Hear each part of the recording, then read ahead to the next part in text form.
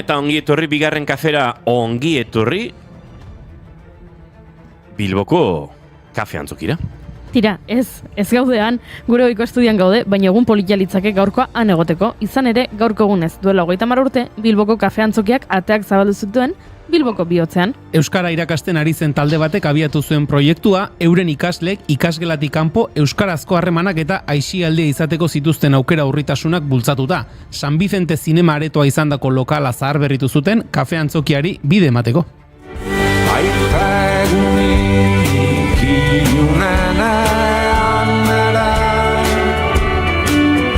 Erresten da eguzkia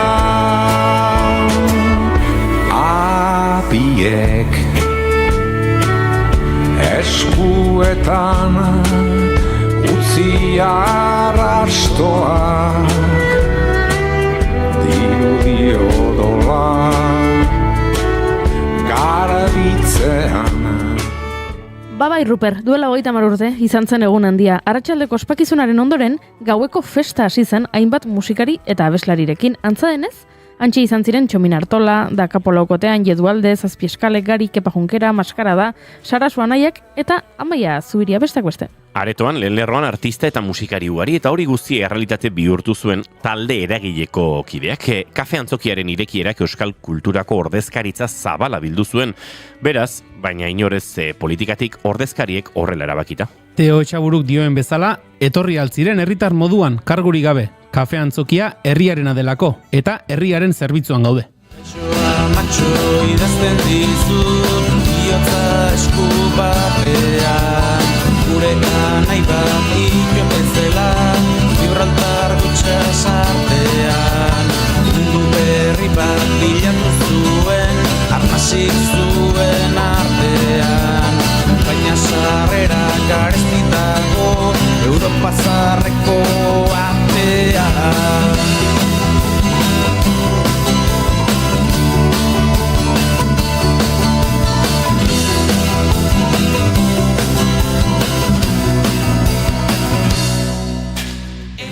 Iraian hasi ziren urteurrena ospatzen, belaunaldi lelopean. Azken hilabeteetan hainbat talde igaro dira Done Bikendiko agertokira ekitaldiz betetako egutegiaren parte gisa. Ekiza, Fermin Muguruza, Txuma Murugarren, Gorko Orbizu, Anari, 98280, Errobi, Ruper Ordorika, Mikel Urdangarin. Bestelako ekitaldiak ere antolatu dituzte. Hoien artean argia dantza taldearen emanaldia edo kantagintza saio berezi bat Jedualde, Josu Zabala, Amultxuki eta Jon Maiarekin. Izan ere, festa egiteko arrazoi bikoitza dute, kontuan hartuta COVID-19 pandemiak 25. urteurrena zapuztu zuela. Lehenpiztiari beldur niona orain berriz basoitxuari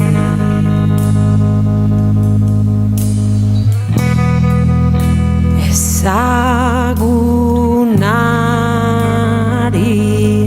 baino ezagunari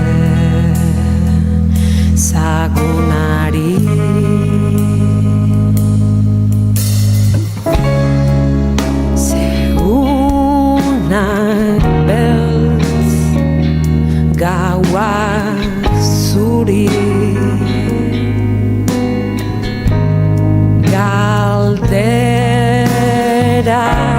niri erantzunak zuri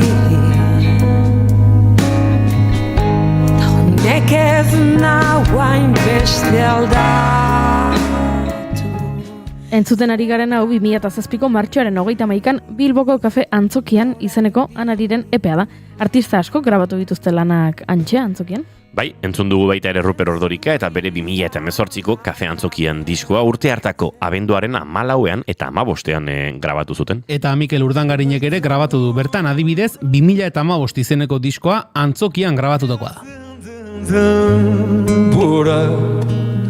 Non ez dakoen arnazbiderik, non ezkoa zen inora, nohono yukatzen hurbiltzen garen, erraldoiaren onzora, ikona zazu nire mendira, gailurretik gora.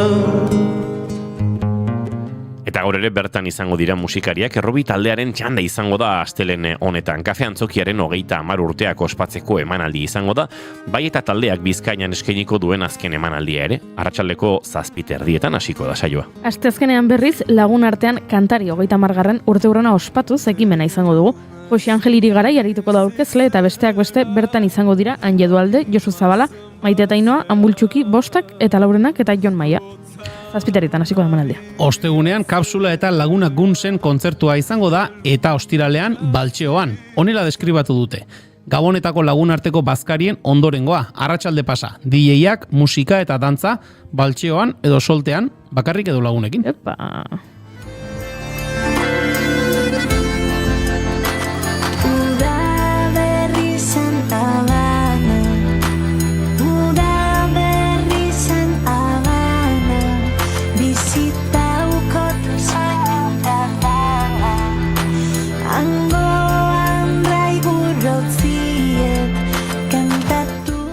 Gaurko efemeridetako protagonista ugari Kafe Antzokitik pasatakoak dira. Gaurko egunez jaio zen esaterako Lourdes Olangua, Lobo Olangua izen deiturez ezagunagoa. Zarautzen rock abeslaria izan zen Euskal Rockean lehenengo emakumetakoa. Los Humedecidos, OK Corral eta Las Lagartas taldeetan aritu zen, gainera Lustimen taldekoekin Lustimen and Low izen erabilita single bat argitaratu zuen eta The Covers taldearekin ere egin zituen koroak. Zarautzeko zineklubeko arduradun ere izan zen. 2013ko urtarrian hil zen, baina ingurukoek esaten dute oholtzak utzita ere rokaz gozatzera joaten zela Dokara edo Bilboko Kafe Antzokira.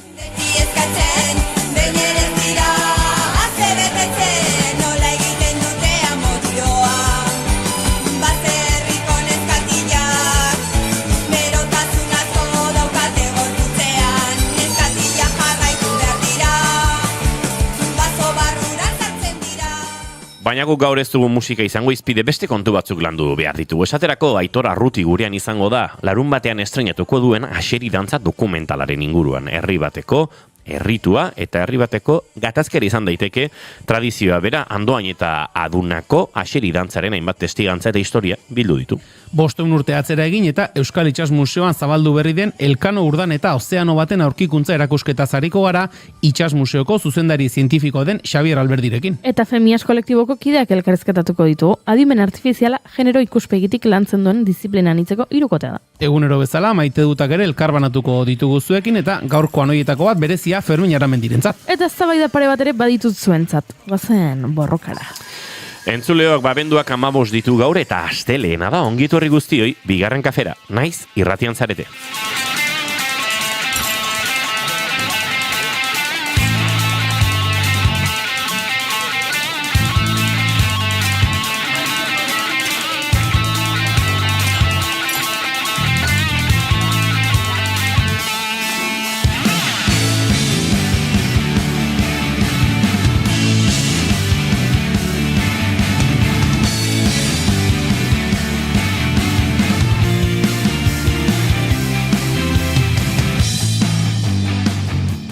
Zuekin entzuleok, Julen Goikoetxe harbe gozo egunon. Baita zuei ere. Eta zuekin Goiuri Ezeizarandi egunon. Egunon.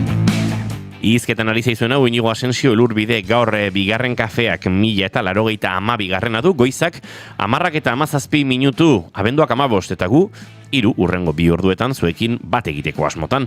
Esandakoa, ongi etorri naiz irratian zarete, bigarren kafean.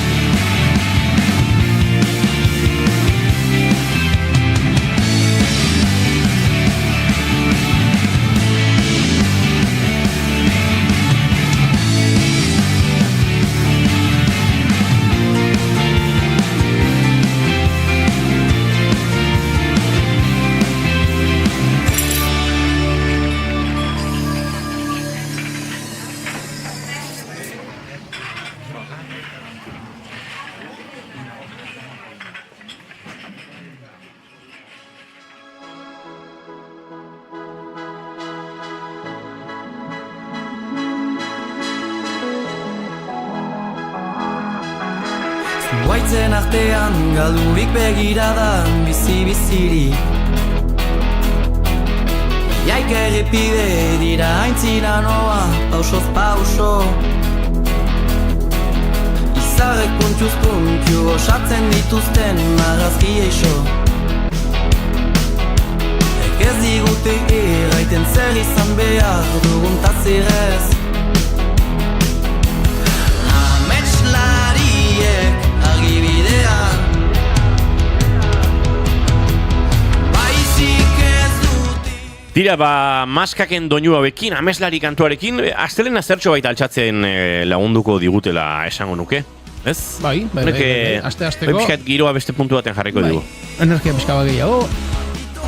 bestien eranetan Eta gure txatari begira jarrizkero egunon gaztia, gaur efemeride oso garrantzitsu bat dago. Gaur duela urtebete pertsonitarik politena jaio zen. Zorionak Suaia. Ba zorionak hemendik Suaiari eta bere gurasoei urtebete txoea. Azkar pasatzen da denbora, horrelako esaldiak esaten dira horrelakoetan. Bai, ez kasu honetan ala da, denbora gero eta azkarrago pasatzen diren sentsazioa daukagu gu behintzat. Hori ez tekitu edo txarra den, baina sentsazio hori da. Ba, doa beste urte bat. Joan da? Ona izango da, ez? Ez, sentitzen bali baduzu azkar doala, da gauzak egiten ari zarela, entretenituta zaudela behintzat, ez? Bai. Bai, izan daiteke. Eta horrela pentsatuko dugu, ezta? Hori Hori da. Hemen gorkak ere egunon, kafe antzokiari zorionak, Suaiari zorionak. Nik ez dut maite larun batean, taberna baten, kafe bat eta pintxo bat, 9 euro kobratu zidatela. Ara, hori ere baldeu. Zumarragan Santa Lucia zoka zen, eta hau egiteak ez du barkamenik. Hombre, kafea eta pintxoa 9 euro. Txantxoarekin eskatuko zuen eta kafea, gorkak. Bai, zera, eta pintxoa kabiarrakin.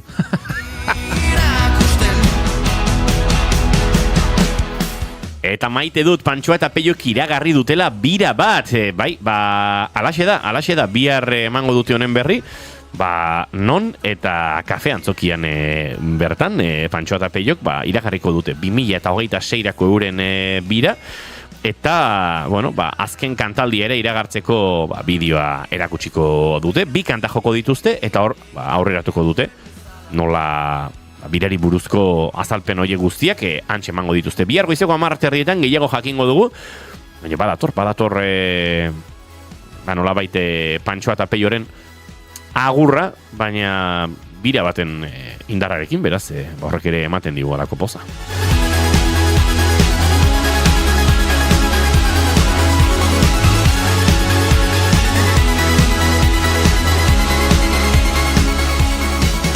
Erita Brokosek ere erantzun digo mendik egunon, bestalde, indiokerrek eharra dantza, julen dantza, eharra. Hostia, gorka, goierritarra, baiz batzutan, Nire azken astea, 4 egun eta oporrak. Ai, guri pizka gehiago falta zaigu. 5, 6, baina, iritsiko gara, oraindik Durangoko indarrak eta zera.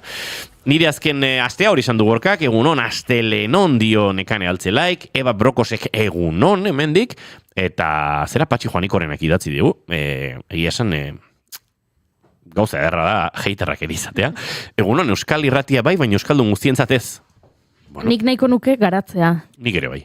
Iritzi hori garatzea, Patxi mesez, zergatik diozun hori, baliteke, guk hanka sartu izana zerbaitekin, jakiteko, ala den, edo agian besterik gabe, zure iritzia da, baina jakin nahi dugu, zergatik diozu hori, kontatu. Hori da, eta hau guztia kontatuta, guk kontatu behar dizuguna da, zer maite dugun. Eta Julen Goikoetxea, hiri da okik, arrankatzea. Asteari nik emango ditu hasiera. Akaso gure entzulen artean ere, zabalduko zenez, azken egunetan ikusi dugun bideo bat, eta bertan, Fermin Aramendi, duela gutxira arte, Euskal Telebistako kazetari izan dena, ziklismo emankizunetan, ni behintzat nire kasuan kontzientzia dudanetik bere ahotsa ezagutu dut Euskal Telebistako ziklismo emankizunetan, eta ari ere iritsi zaio, erretiroa hartzeko garaia, eta uste dut modu oso zoragarri batean modu oso polit batean eman diola egin duela behintzat iragarpen hori, telebistan ez dut uste, ez dakit hau horrela den edo ez, baina telebistako azken emanaldian ez dut uste ezer aipatu zuenik, erretiroaren inguruan, eta Fermin Aramendik, zer egin du?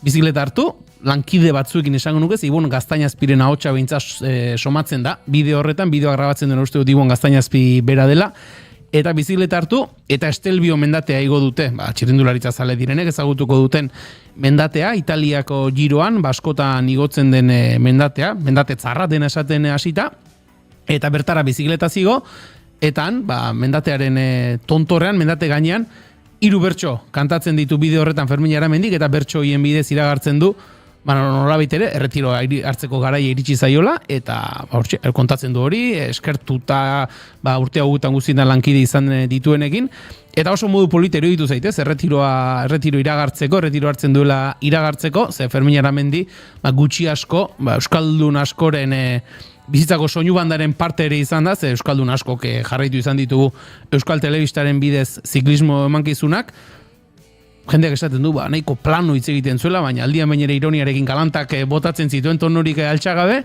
eta hemendik bizitza berri opa diogu Fermin Aramendiri. Uste dut Xabi Irusabiagarekin ere, ederki moldatu den, eta bien artean zuga aipatzen duzun ironiak irorretan, humor eruntz ere, bidaiak eragin dizkigutenak. Hainbat esaera zar ere karri dituzte ziklismora, balit eta bazan amaikan aiarre bat ziren, eta guztiak gose ziltziran, eta bestelakoak. Bai, eta den esaten hasita, ondorengo urteetan, sorte ziklismo mankizunak egitea tokatu izan zaigunoi, euskaraz aritzea tokatu izan zaigunoi, iztegi ere sortu digute, eta zentzu horretan, eskertuta ere egon beharren gaude, ze aitzindari izan dira, horretan ere. Dudari gabe. Hemen nintzen begiratzen Xabier Usabiagaren adina, nion, hauek kolpetik etzaizkigu biak jungo, baina 9 urteko aldea dago, horrek esan nahi du, Usabiaga pixka geratzen zegula oraindik. Maitasunetik esan da Usabiaga pixkaterako badaukagu oraindik. Bai, ezta?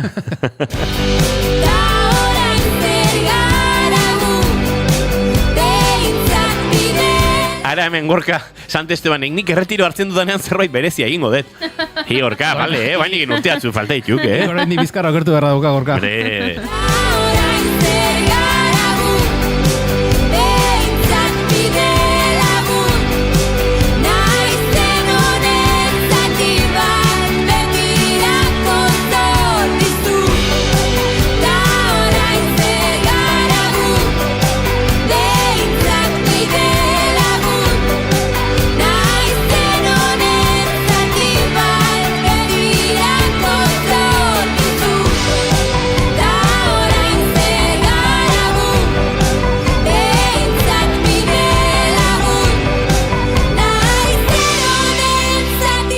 Naskerren bide lagunari gara entzuten, maite dugu kantu hau, naiz eta, Naskerrek lan berriak ere aurkeztu dituen, aurten bertan, eta horrek ere eman dio aukera, Durangoko azokan aritzeko, eta bertan jotzeko, naiz eta Julen ezkenuen sarrerarik lortu. Saiatu ginene, bai? Saiatu ginene. Mirua eta Nasker ikusteko, baina... Gaiztakererik egin gabe, baina saiakera egin genuen gure... Gaiztakeritarako zirrikiturik ikusi izan bagenu, akaso ez geundeke oraintxe, gaiztakeririk egin ezkenuela esateko moduan. Saiatu egin ginen, baina legezko bidetatik. Trekin mailure matera betze saiatu ginen, baina beti ere legearen barruan. Hori da. Eta, tira, pozik esan dezakegu, arrakasta bat izan zela. Naiz eta guk ezin izan genuen bertaratu. Zure maite duta beharko dugu, Julen? Bota. Egun hori nigo? Ostia, horrentxe bota duzu, ama... Astelena, baina Jesu Kristorena. Bai. Akaso maite duta kontatuko digu zebiliden asteburon, eta hortik ondorio iztatuko dugu astelenaren. A ber, nik astebura pasaut itxasuan. Alberriz etorrela jakitun, estrapixia mimetizatzen hasi beharra dukat, eta astebura itxasuan. Baina benetan, ez dut parrandarik egin, larun batean endaian olatuak hartzen aritu nintzen, Jesu Kriston itxasua zegoen, 3 metro terdik olatuak zeuden, gustora, eta atzo berriz Donostiatik abiatu eta Pasaira joan ginen Piraguan, Laumat eta biok, han bazkaldu, eta egia esan maite ditut horrelako planak, eta batez ere maite dut zurtziaz jokatzea erabakitzen duzunean, ze konturatu nintzen, itxaso desente zegoela, eta bueltako bidean iluntzeko arriskuare bagenuela. Eta beraz, Pasai Donibanen ginen, San Juanen, eta erabaki noen tira. San Pedroraino pasako gara, handik Trintxer Pinguruan autobus hartu, Donostira bueltatu, furgoneta hartu, eta Piragua biletorriko gara. Ze garai honetan eta batez ere itxasoa horrela egonda, eta hain goiz iluntzen duen egun hauetan, itxasotik barrena Donostiara joateak. Edo zein arazo suertatuta ere, jarzaitzake, egoera ez du xamar baten aurrean, eta beraz, nire maite duta horixe izango da. Jakitea erabakitzen momentatutan, listo, Pasaitik Donostiara Piraguan bueltatu beharrean, etxe furgoneta bila joan eta tontakeririk egin gabe hariko gara. Eta hori da nire maite dut. Ados. Bai, Goiuri badakit 3. kafea behar dudala, bai. Bai. Nabaritzen zaizu. Ez duk maite dut orainik ez duzu kontatu, Ez dut kontatu oraindik. Konta egozu zure maite dut, Goiuri. Bale, begira, nik maite dut, banku batean, eserleku batean, jarleku batean, eserita egotea. Atzo, igande arratsaldean horixe egin nuen eta gero pentsatzen aritu nintzen. Jo, ez dakit noiz eseri nintzen banku batean aisi modura, bankuan eserita egotea, azkeneko aldiz. Nerabe ginenean hori egiten genuen ez, geratzen ginen lauetan herriko plazan, joaten ginen goxokiak erostera, eta goxokiekin banku batera. Eta bankuan eserita, izketan, eta goxokia jaten, edo pipa jaten, eta dena delakoa ez. Eta hori zen gure aisia horretan oinarritzen zen. Baina, egon zen, egun bat, hori azkeneko aldiz egin genuena. Eta ezin dugu jakin, ez, zen momentu horretan ez duzu egutegian markatzen. Hada, azkeneko egun ez. Egon zen egun bat azkeneko zori egin genuena, eta ez dakit noiz izan zen. Eta, klaro, horrek pena ematen dit, eta atzu txirita egon nintzen, eta pentsatu nuen, ze gustora hemen egia da, baita ere, ari nintzela, txokolate beroa edaten eta txurra jaten, Horrek ere egingo zuen, bai. Eragina zuela. Baina bankuan iserita, eta bueno, gero aritu nintzen, hori, bankuen inguruan hausen hartzen ez, ze egia da askotan, kalea bizi dugula, A puntutik B puntura joateko espazio gisa bakarrik ez, nire lantokitik dentistarenera joateko, noski kaletik joan behar dut, baina horixe da. A puntutik B puntura joateko leku bat, ez da bizitza egiteko espazio bat askotan, ez? Bizitza orain egiten dugu, lehen bankuetan egiten genuena, orain tabernetan, kafetegietan egiten dugu, ez? Eta orain, aritu nintzen, horri buruz hausnartzen. Eta gero etorri zitzen, dela hilabete batzuk esan zutela, Beasaingo plazak, ez da gize obra egin behar duten, eta bihurtuko dela bakardadaren aurkako Europako lehenengo plaza.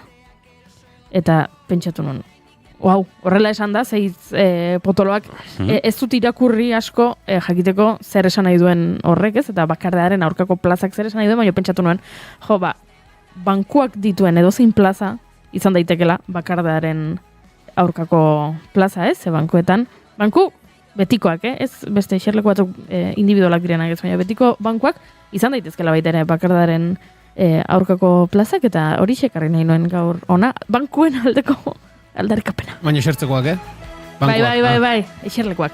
Ze paradojake, beharin zen pentsatzen, etorri zait burura reel bat, nahiko viralizatu zena, eta zen emakume heldu bat, eta mutil adin ertaineko bat, eta egunero banku berera joaten zen, emakumearekin hitz egitera da, kaixo, eta zuen, bai, bentsa, hau eta besteta.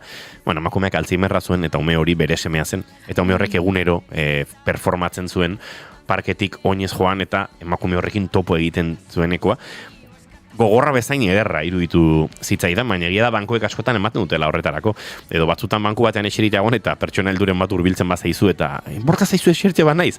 Pertsona hori konversazio eskatzen ari da. Baina nik gustora ematen diet egia esan eta gustatzen zaizkit. Eta erintzen pentsatzen pixkat, askotan bankuak eta plazak konsumo espaziotik aratagoko leku direnean, ez? Behin gogoan dut Maialen Txorraute medaillista olimpikoak, txapeldun olimpikoak, esaten zidala nola, kiston borraka zeukela beste aurren gurasoekin, planak egiteko umeekin, konsumoa edo tabernako terraza batera mugatu gabe.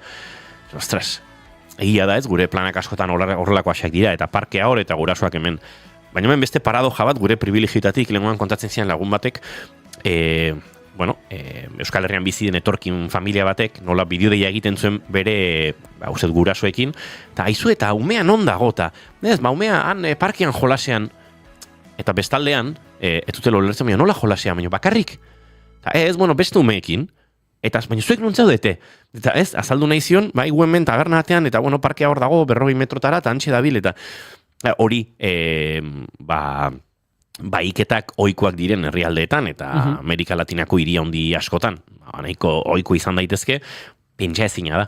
Eta beraz, hor ere baze kontraesan ez, guari gara borrokatzen konsumorik gabeko espazio eta zaintza eta egon horretan, baina aldiz batzuentzat ikaragarrizko astakeria da, pentsatzea on daitezkela kafetxo bat hartzen lasai euren lagunekin izketan eta aurrak aurren artean jolasten seguro parke batean. Beraz, bueno, ez dakit, honekin nora iritsi nahi nuen, baina, tira, hausnarketa edo hiru kolpetxo hauek jarri nahi dituen mai gainean.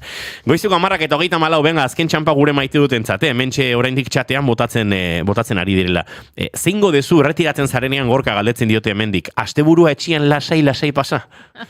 Ben ironia puntu bat nabari da, Zoze oso berezia litzateke hori. Inigo dauka resaka hanketan, hanketan ez besoetan igual gehiago. Nik atzu ere bai, 3 porra eta txokolatea, eharra da bankuak esertzeko dira, bai, jauna. Zumarragan banku batean egunero daude, 3 pertsona hitz egiten. Bai, seguraski konversazio horiek ere aski interesgarriak izango dira, naiz eta egunero, akaso, konversazio antzekoak izango diren.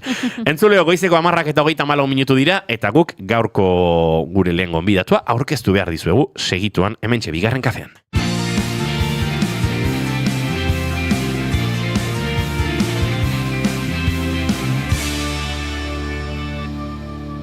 Bigarrenak ez direlako beti okerragoak, bigarren kafea.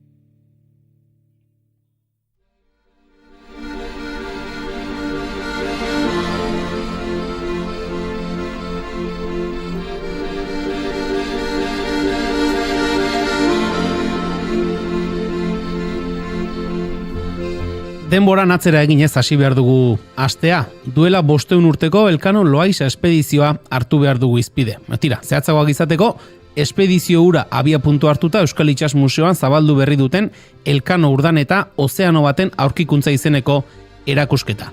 Museoaren webgunean irakurri dugu gizateriaren historian erabakigarria izan zen itsas balentria bat izan zela. Zeharkaldiaren prestaketak nolakoak izan ziren azaltzeaz gain, Andres Urdanetaren figuran ere egiten du azpimarra erakusketak. Ekialdeko eta mendebaldeko itsas ezagutzak uztartu izanaren aitzindaritzat jotzen da Urdaneta, ozeanoak nabigazio globalera irekitzea ahalbidetu zuen figura modura. Garaieiek hobeto ulertzeko eta aipatu dugun guztia nola izan zen egokiago azaltzeko, Euskal Itsas Museoko zuzendari zientifikoa den Xabier Alberdi gonbidatu dugu, bigarren kafera. Egunon, Xabier? Egunon. Eta ongi etorri, aspaldiko? Eskarrik asko. Zer moduz gara? Ondo, zureke bai. Bai, ondo, mentxari gara ja urtea borobildu nahian edo. Xabier, azken etorri zinenen uste dut ez genituela egiten, eta gaur lehen da bizi entrevistazio aurretik, elkarrezketatu guztiei egiten dizkiegun bi galdera egingo dizkizuko Jurik. Lehenengo galdera da, orain etorriko balitz zinema zuzendari bat, eta esango balizu, zure bizitzari buruzko pelikula bat egingo dut. Baina ezin dut kontatu jaio zinenetik orain artekoa. Kontatu dezaket soilik, zure bizitzako etapa zehatz bat. Galdera da, ea zehat etapa aukeratuko zenuken, ez? Gero, pelikula batean islatuta ikusteko. Hori da galderetako bat, eta bestea da, ea nola irudikatzen duzun, edo nola gustatuko litzaizuken izatea, zure funerala, zure hileta. Eta, esan bezala, bi galderetako bat erantzun behar duzu, zuk nahiago duzuna. Hileteak bastarala goitugu. Ondo. Espero esagun berandu. Berandu etorri oso ondo. Hori da, horrekin esango nuke. Eta bestiakin babitu hartuko nuke nire azken urtiak baditu ja urte batzuek, baino bai, azkenian hasierako zea etorri flasha etorri gaztetako garaiak, ez? Baino egia da gorputzak ez dizula inbeste launtzen, gaztetan gaina, baina nik hartuko nituzke jundaneko azken 10 urtiak hartuko nituzke. Zergatik, gauzak eo eta lasaitasun gehiagin iteko gaitasuna gatelako, igual izango baitare, eskarmentuare bizkarran gainean, urtiak batea bizkarmentuare hortxe bizkarran gainean, eta bai, nik hoxe hartuko nituzke. Azken 10 urtiak edo hartuko nituzke, bai. Ona.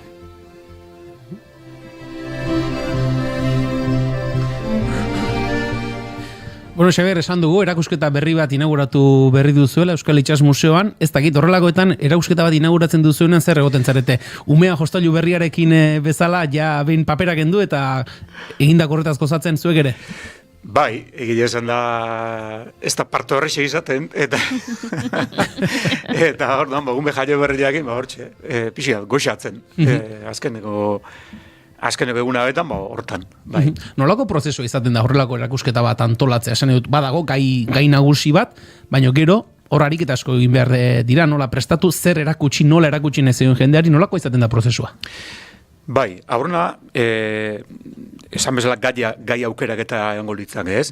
Kaso honetan, gai aukerak eta nolabait historiak beha gerristu digu, bostongarren urte hurrena nola bizitzen ari gean, horre beak eramantzigun gai hori aukeratzera, ez? Nolabait, aukera hori aprotxatu indegu, ez? Egia da, ja, ez dala bapateko erabaki bat izan, ez da izan, daton urtean, bostun urte dira. Ez da hola izan, ja, lehenotik ja, pentsautak enebukan, ez? Baina, bai egia da, horrek erresten dizula biria. Geo, inberra, hasieran dau, etapa luze bat, dala dokumentazio etapa luze bat,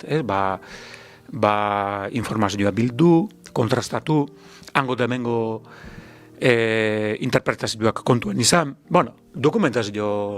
oiko dokumentazio lan bat, ez? Geo, etortzen nola baiteko gidoi bat eraikitzia, eta gidoi hori behin adostu danean, edukiak iten hastia. Horre hoten da nola baiteko burrukaldi bat, egotea, historialari eta museografoen artia, historialari jarriko auta bestia, eta museografoek, hemen murriztu berri duzu, edukiak, hainbeste hitzeta, hainbeste paneleta, hainbeste zeata, azkenian, adostasun bate iritsi berda, esan nahi danan eta formaren artian, ez? Horrek ere, bere hilabetiak izaten ditu, eta pixkana sartzea baitare hor, joku hortan, diseinatzailea, ez? Nolabait, irudiak baino hobe,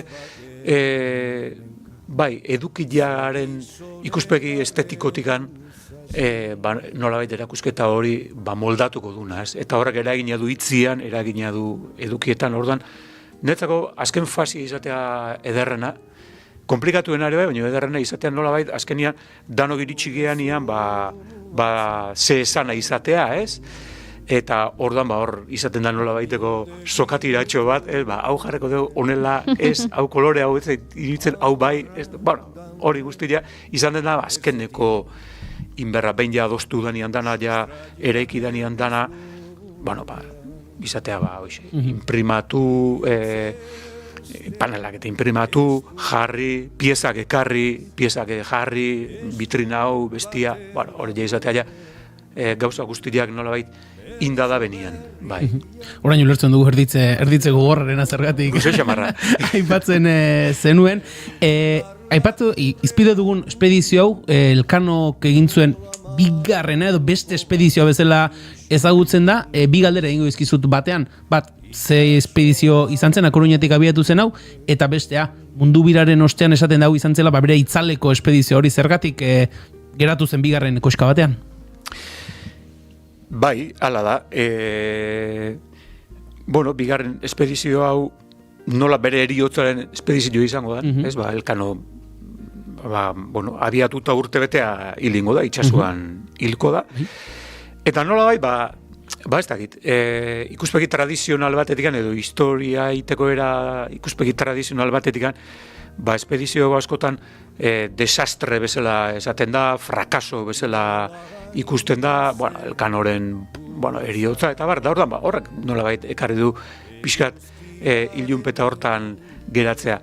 Eta gero baita ere, aurreneko bidaia beti, mundu biraren gloria horrekin nola horrazten duten edo apaintzen duten, hau da, hau bigarren mailako zerbait da.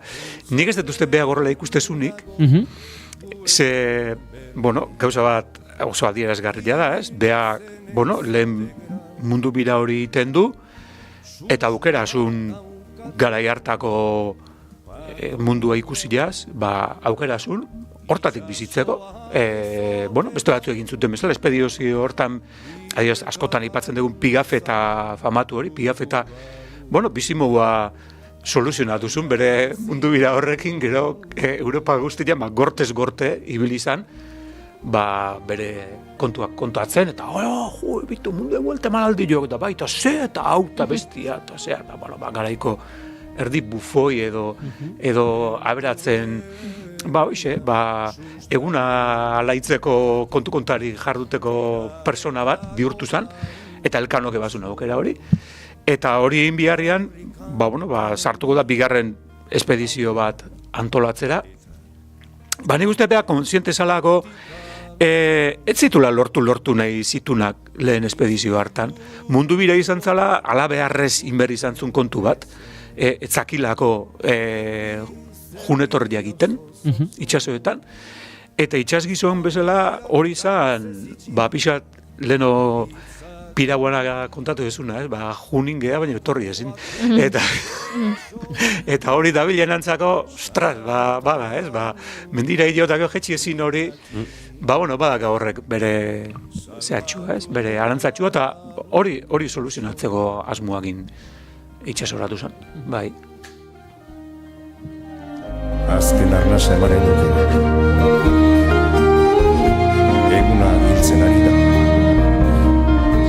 Bazituen beraz, Elkanok egonezin batzuk edo aurrekoan gauzak, ondo ez eginaren sentsazio horiek, eta bigarren espedizio hau abiatzen du, eta hemen badago beste figura bat, Andres Urdanetaren figura ageri zaigu, Elkanoren disipulu bezala jotzen dena.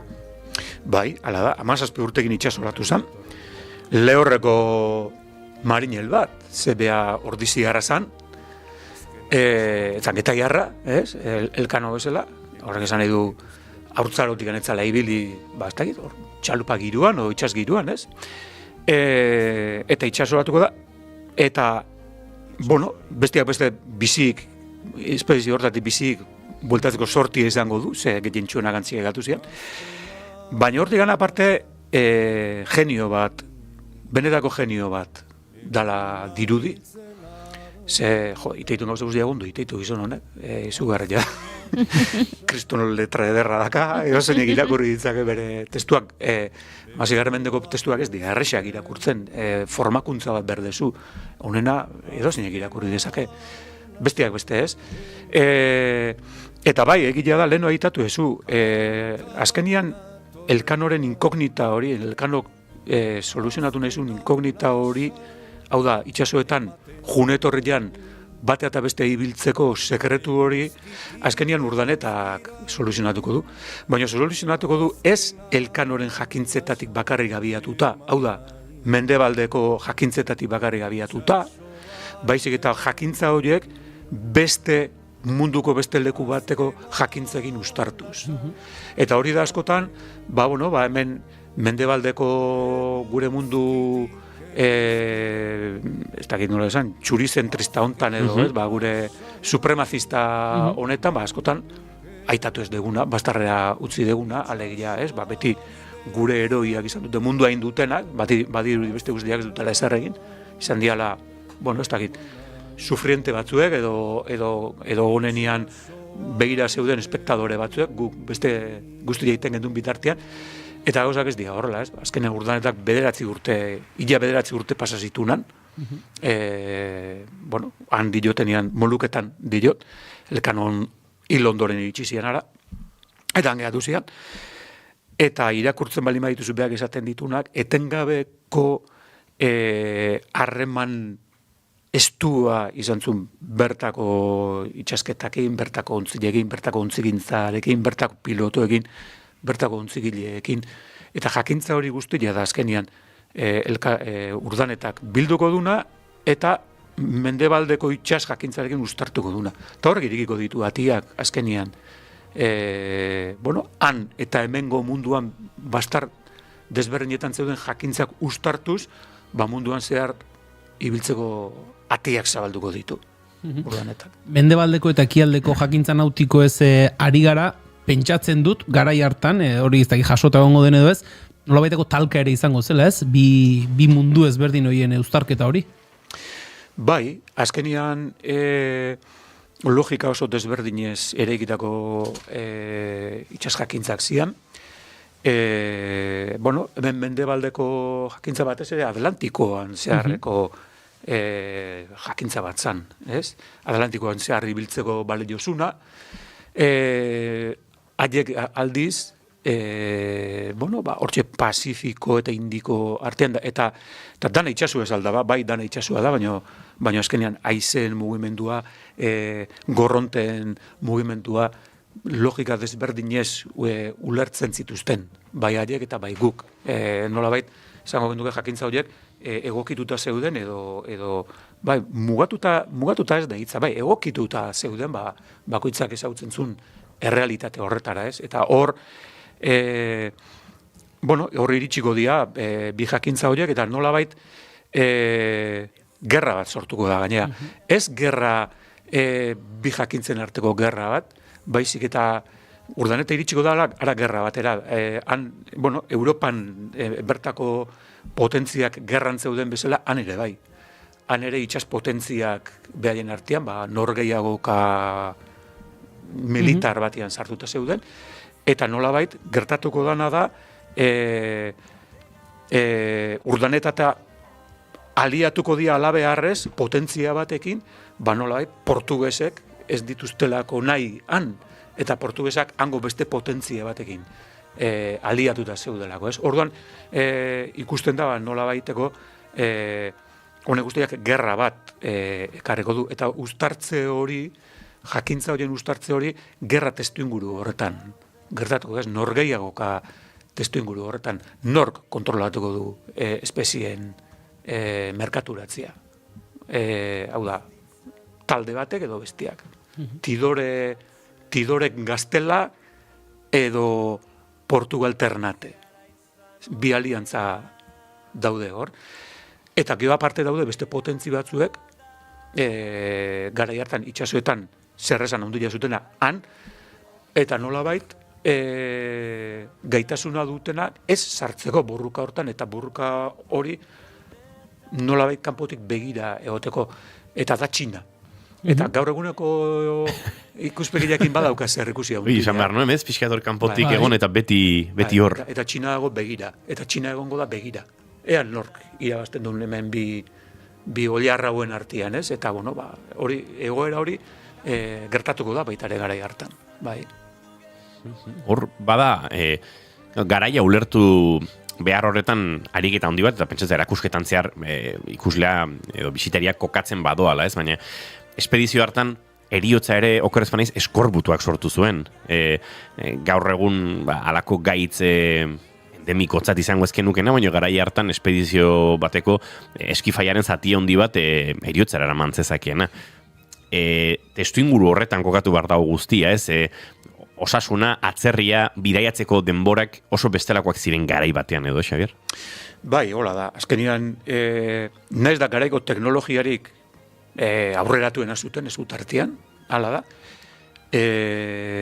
Bazitun bere mugak, teknologia horrek, ez? Eta muga hoitako batzan hori, ez? Ontzi horiek ez zuten motorrik, ontzi horiek, nolabait haizearen arabera nabigatzen zuten, eta horrek ekartzen zuen, askatan, espedizio horiek uste baino edo nahi baino gehiago luzatzen ziala. Hau da, janari fresko amaitu itentzan, janari freskori jangabe hainbesteko epe bat daukagu arazori gabe bizitzeko, behin epe hori pasatazten dira, eskorbutua bezalako gaitz horiek, ez? Orduan, hor zuten ez, eta Elkanoren eronbena edo hor dago, ez? Elkano jakin da, badaki, horrela dijuala, eta berriz itxasoratuko da, badaki, behin hilabete batzutatik aurrea gaitz horiek aterako zaizkiela, ez? Eta aterako zaizkie.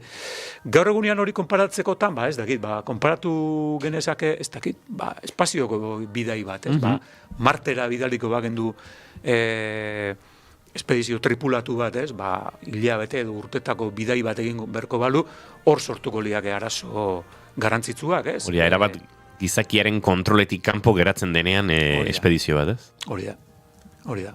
Orduan, egia da gaur eguneko munduan zaila zaigu, eta mundu, ez dakit, lehen mundu honetan igual zaila zaigu hori ulertzia, ez? Agian, galdetu beharko geinieke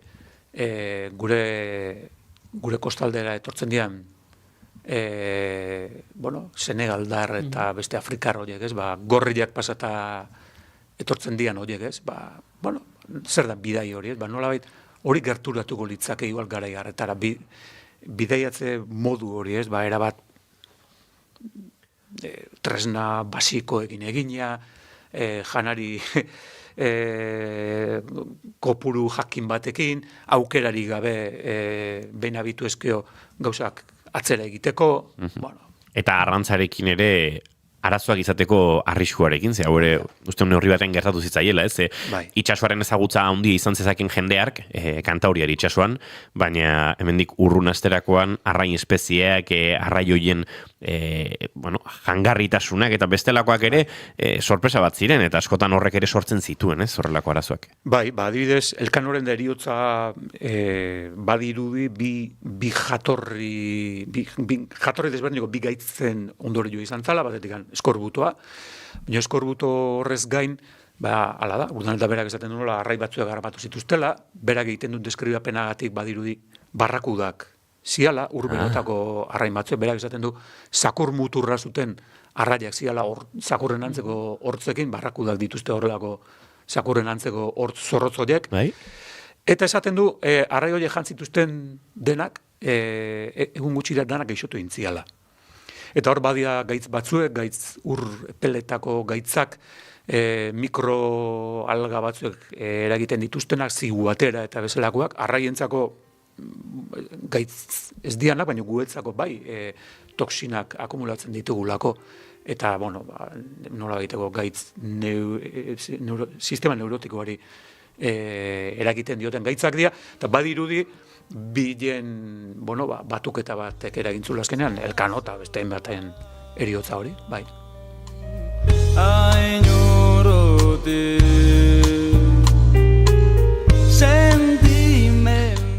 Erakusketaren beste oinarrietako bat, Xabier, bada, nolabait ere Elkanoren iradokizuna jarraituz, bidei harretarako egin ziren prestaketak.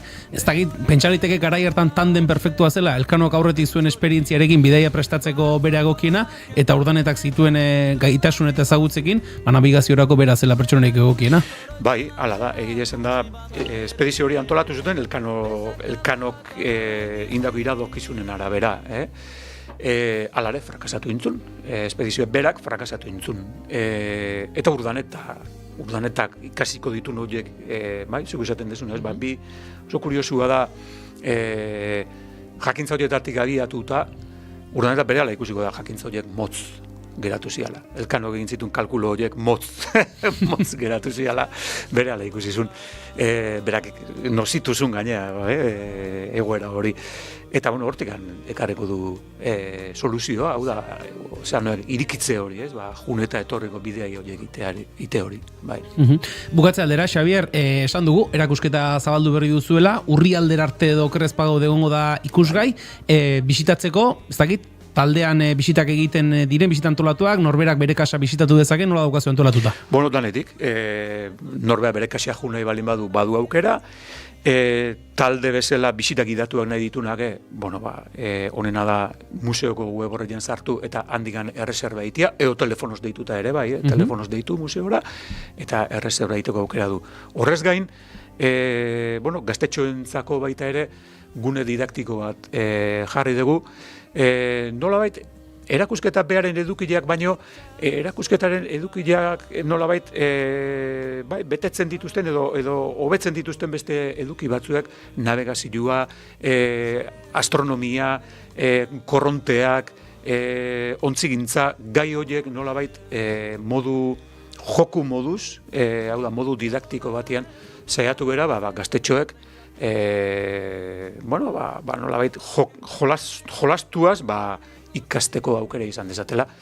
Eta ez gaztatxoe bakarrik, haiekin dijoazen helduak ere, nik uste, arratzalde poli bat pasatzeko badutela aukera. Hilduruko interesgarriak dituen erakusketa, esan bezala, Elkano Urdaneta, ozeano baten aurkikuntza Euskal Itsas Museoan, esan da bezala duela egun gutxi zabalduta, urrira bitartean ikusteko aukera. Xabier Alberdi, Euskal Itsas Museoko zuzendari zientifikoa, eskerrik asko, gaurkoan ere bisita egiteagatik, eta berandu izan gabe, beste hitzekiren batekin elkartzen garen. Zuei eskerrak, eta beti bezala eskerra, deitzen nazutelako, eta aukera eman diazutelako. Segi ondo. Berdin.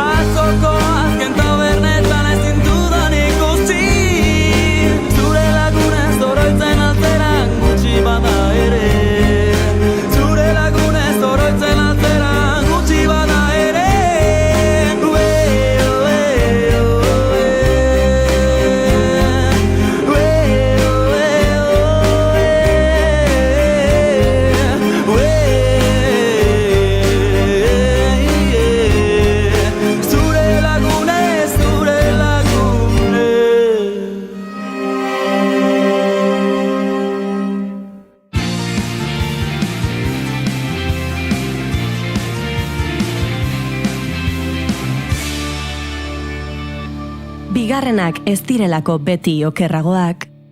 Bigarren kafea.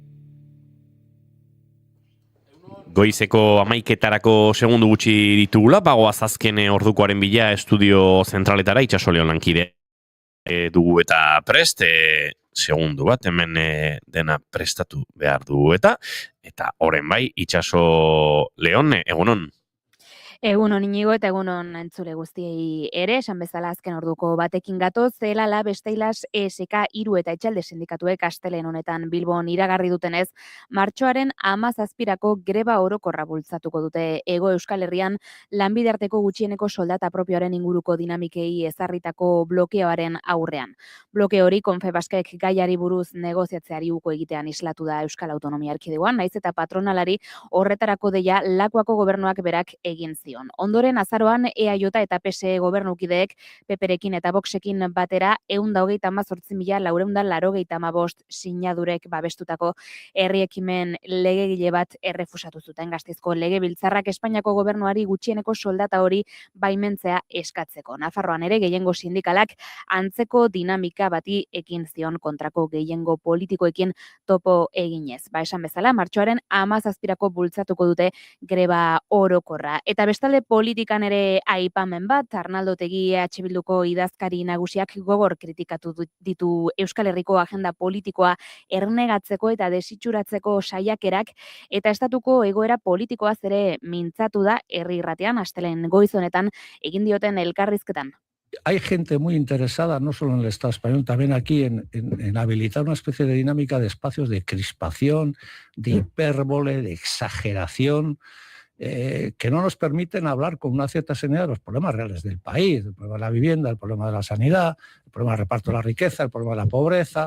EAJko edo PSEko kargudunek berriki egindako adierazpenei egindako kritika ere azpimarratu du Otegik elkarrizketa horretan, hemen ere amorru giroa ezartzeko ahalegina ikusten baitu hoiengan.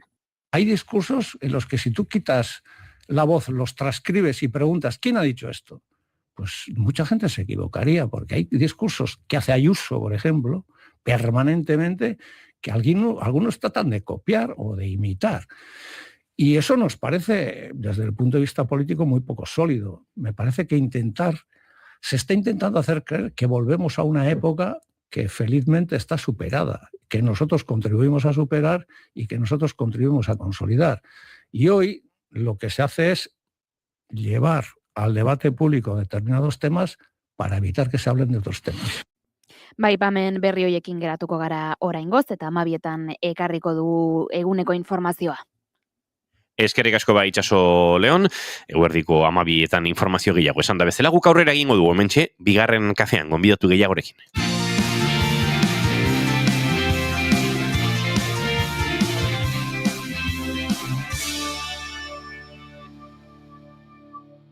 Bigarrenak ez direlako beti okerragoak. Bigarren kafea.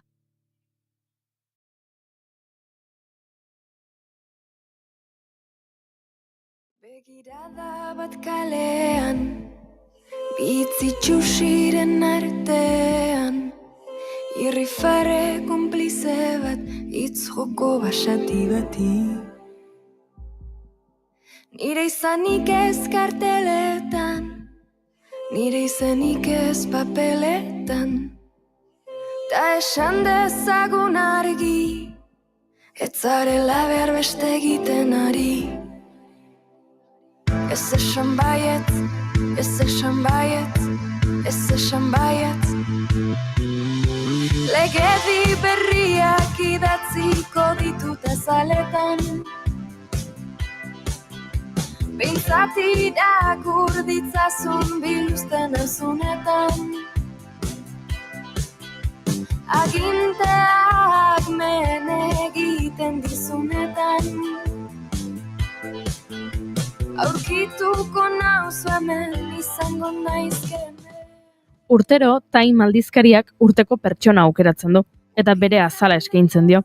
2019an Greta Thunberg izan zen, 2015an Angela Merkel, 1987an Mikhail Gorbachev, eta urten, ostiralean argitaratu zuten, eta harritu egin gituen. 2025ko urteko pertsona, adimen artifizialaren arkitektuak izan dira. Amaitu da eiza, luzeegia da zure krimenen geriza. Antxe agertzen dira ustezko arkitektuak Lunch Atop a Skyscraper argazki ikonikoaren interpretazio berri batean. Mark Zuckerberg, Jensen Huang, Elon Musk, Fei Li, Sam Altman, Lisa Su, Dario Amodei eta Sir Demis Hassabis. 8tik soilik 2 dira emakumeak. Idatziko ditut azaletan, behintzat irakur ditzazu. Erabakiguneetan gauzak horrela badaude, liderrak horiek balin badira, nola izango du ba adimen artifizialak genero ikuspegia. Adibide nahikoa ditugu esateko baietz, adimen artifizialak estereotipo matxistetarako joera duela. Baina nola egin aurre horri?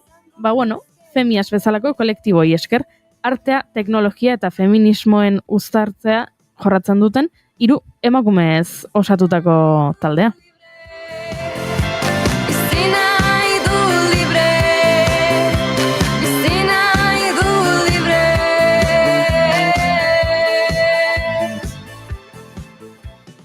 Eta orduan, hementxe gure pantailaren beste aldean ditugu Aizkoa eta Alejandra, egunon, bikote? Egunon. 3. hanka falta zaigu.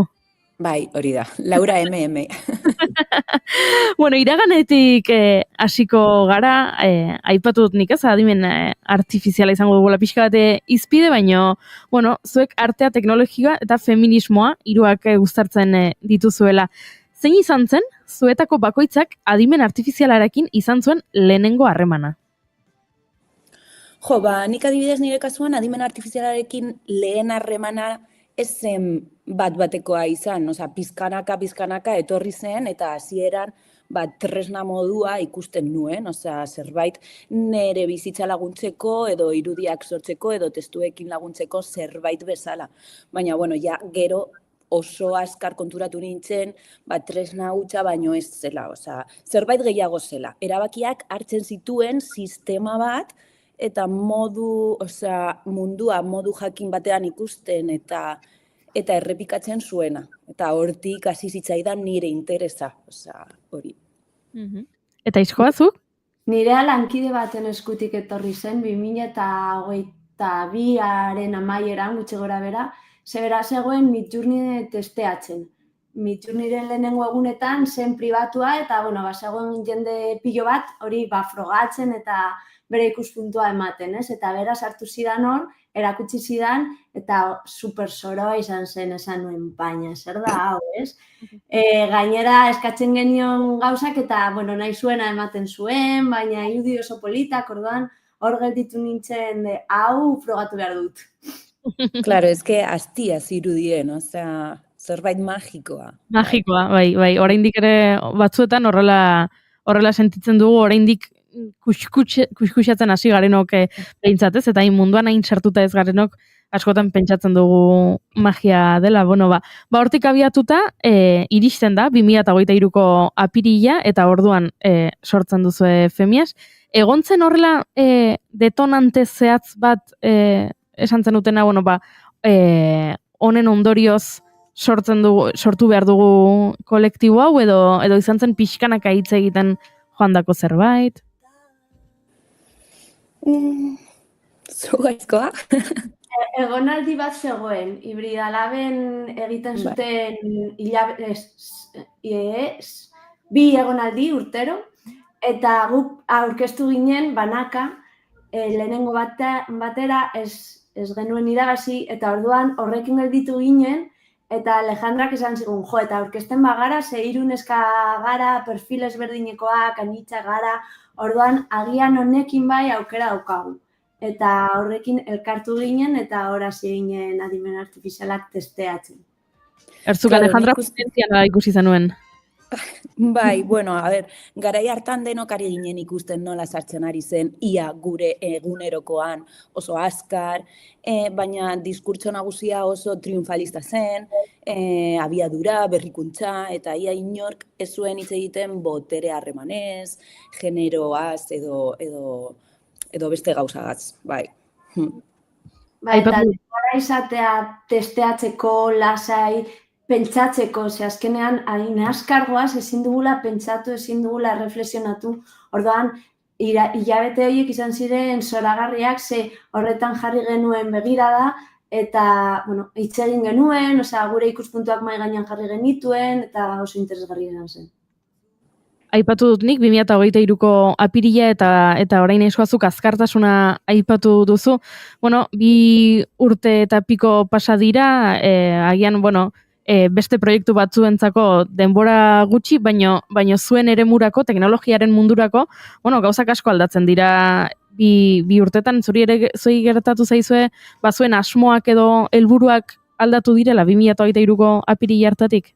Bai, nik esango nuke, asko aldatu direla, printzipioz hasi ginen edo hasieran ikerketa eta sensibilizazioan zegoen fokua, ulertzea, zer ari zen, zer zegoen atzean, eta zer ari zen gertatzen, baina 2 urte hauetan ikusi dugu behar handia dagoela tresna konkretuak sortzeko, horregatik gu hasi gara tresnak sortzen, ez bakarrik kritikatzen, adimen artifiziala kritikatzen edo fokua jartzen, baina hori jendeari aukera emango diotenak tresna horiek ia modu kritikoan erabiltzeko eta batez jakiteko zer dagoen eta nola jokatzen duten erraminta horiek eta horregatik etorri dira aplikazioak digitalak, gidak, tailerrak eta baita artelanak ere.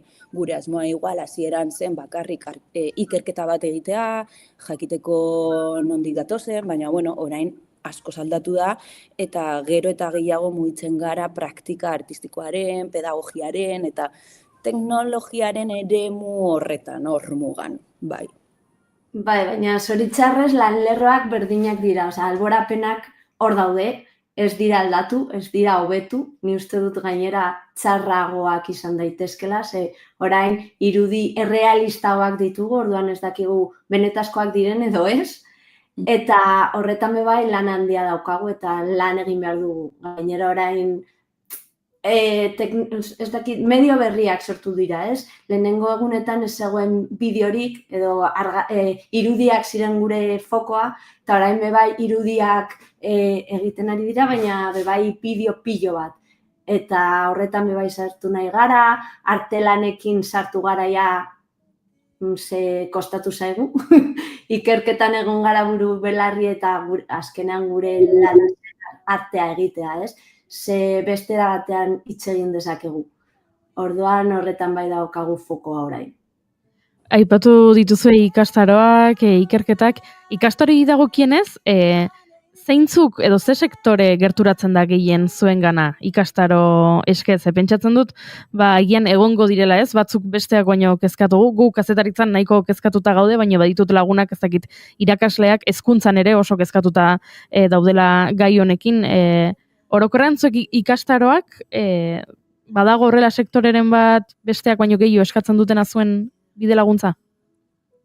Igual artistek eskatzen dute edo erakundeek, ez dakit denetarik eduki dugu, bai.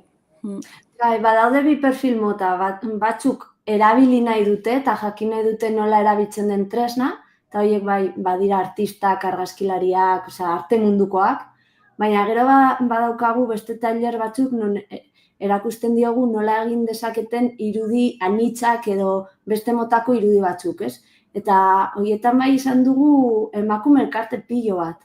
Eta hori bai, ez dakit arraroa, baina interesgarria iruditzen zaigu publiko hori. Aritu naiz kuskusiatzen zuen webgunean ez, eta tresnen artean topatu dut Gasteizko udaleko berdintasun zerbitzurako edo egindako ikerketa. Adimen artifiziala feminista izan daiteke, hori da tituloa. Erantzuna baiezkoa edo ezezkoa da? Guk badugu erantzunen bat, baina gustatzen zaiguna da publikoak asmatzea, baina orain inauguratu dugu erakusketa bat izen berarekin eta bai nik esango nuke izan daitekela bai ala bai feminista, sistema logiko bat dalako, baina, badakigu erraminta guztiak ez direla onak edo txarrak. gizakiak dira, osea, erabiltzen dutenak dira, txarrak edo onak, bai. Bai, feminista izateko lehenik eta behin emakumeak sartu behar gara hor, erraminta hauek edo adimen artifizial hauek sortzera. Gure beharrak mahai gainean jarri behar ditugu, eta bebai erramintak erabili behar ditugu, ze beldurra daukagu horretarako ere. Orduan, gure esku dago, baina lan handia daukagu, ez da erraza izango, beste eredu batzuk asmatu beharko ditugu, baina horretan ez bagara sartzen, ez gara egongo, bai. Zalantzari gabe. Baduzu orain eskuartean, proiektu potolo bat, izan ere, irabazi duzu loraldiaren 4. sormen digitaleko beka, eta ahotsak adimen artifizialarentzat proiektua duzu horre eskuartean. Okerrezuan dago, orain horretan jardun eta 2027an aurkeztuko duzu, ez? Loraldia festivalean. Zer espero dezakegu? Guretzat erronka handia da, ze ikusi duzuenez irudiekin lan egiten dugu, eta oraingoan ahotsarekin lan egin nahi dugu. Orduan hor, ez dakigu ondo nola, ez daukagu kontrol osoa, ez? Ez daukagu erantzunik, momentuz. Hori da. Baina badakigu garrantzitsua dela euskara hor egotea, ez? Adimen artifizialan egotea, eta gure ahotsa ulertzea. Azkenean ez gara teknikaria, jolastu nahi dugu, lan artistiko bat da, baina beste bide batzuk ireki nahi ditugu lan honekin.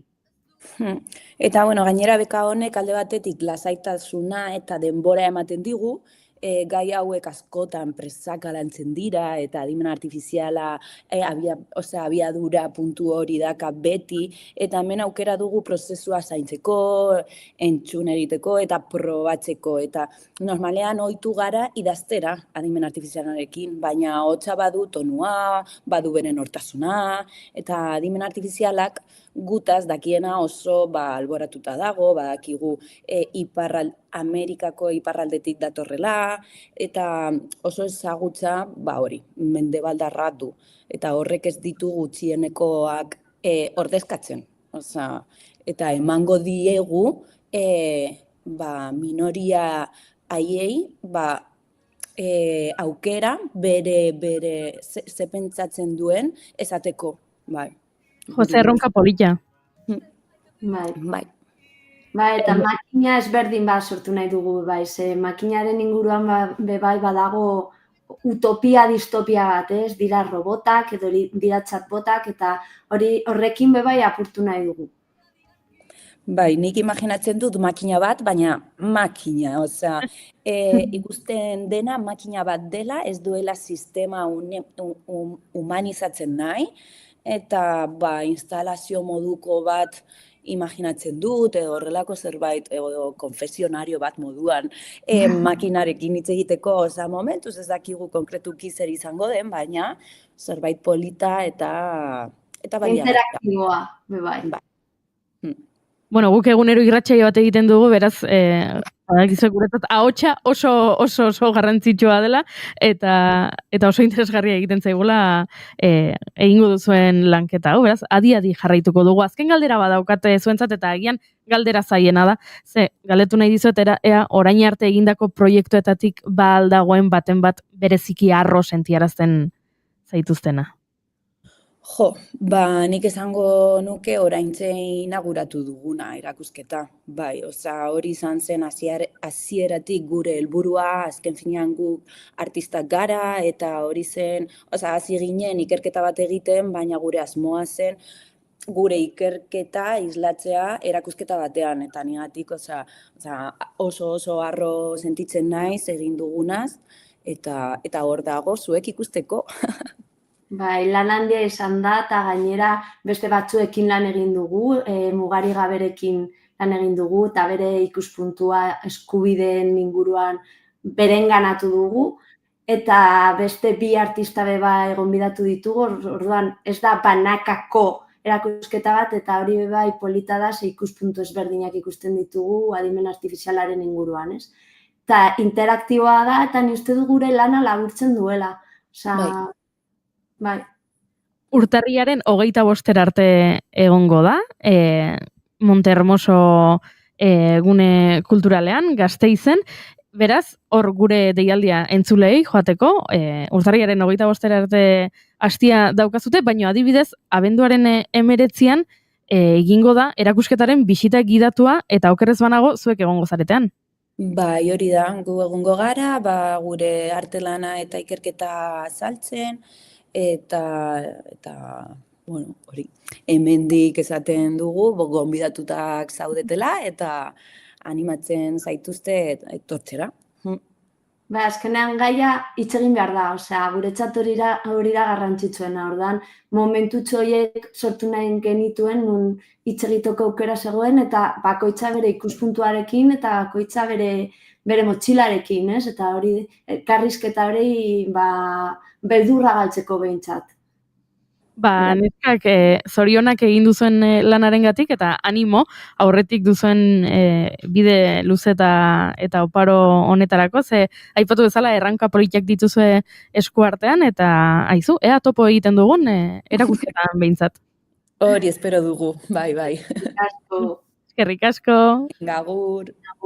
Entzuleo goizeko 11:20 agurtu berri ditugu, Femias kolektiboko kideak planak osatu gabiltza. Xabir Alberdirekin itsas museora egingo dugula, eurekin ere erakusketaren bizita egingo dugula, gure oporrak aktiboak izango dira, Goiuri. Zalantzarik gabe, baina hori ondo dago, ez da? Izan bitez, aktiboak eta planez beteak, eta batez ere horrelako interesgarriak baldin badira, ongi etorriak izan daitezela. Goiuri, kantu hau, etzen hon esperoko oraintxe. Elurre da mara ta pasa zaitez maian dena sobera da utziak hemen nik dudana zurea da hartzazu nik dudana zuzure da hartzazu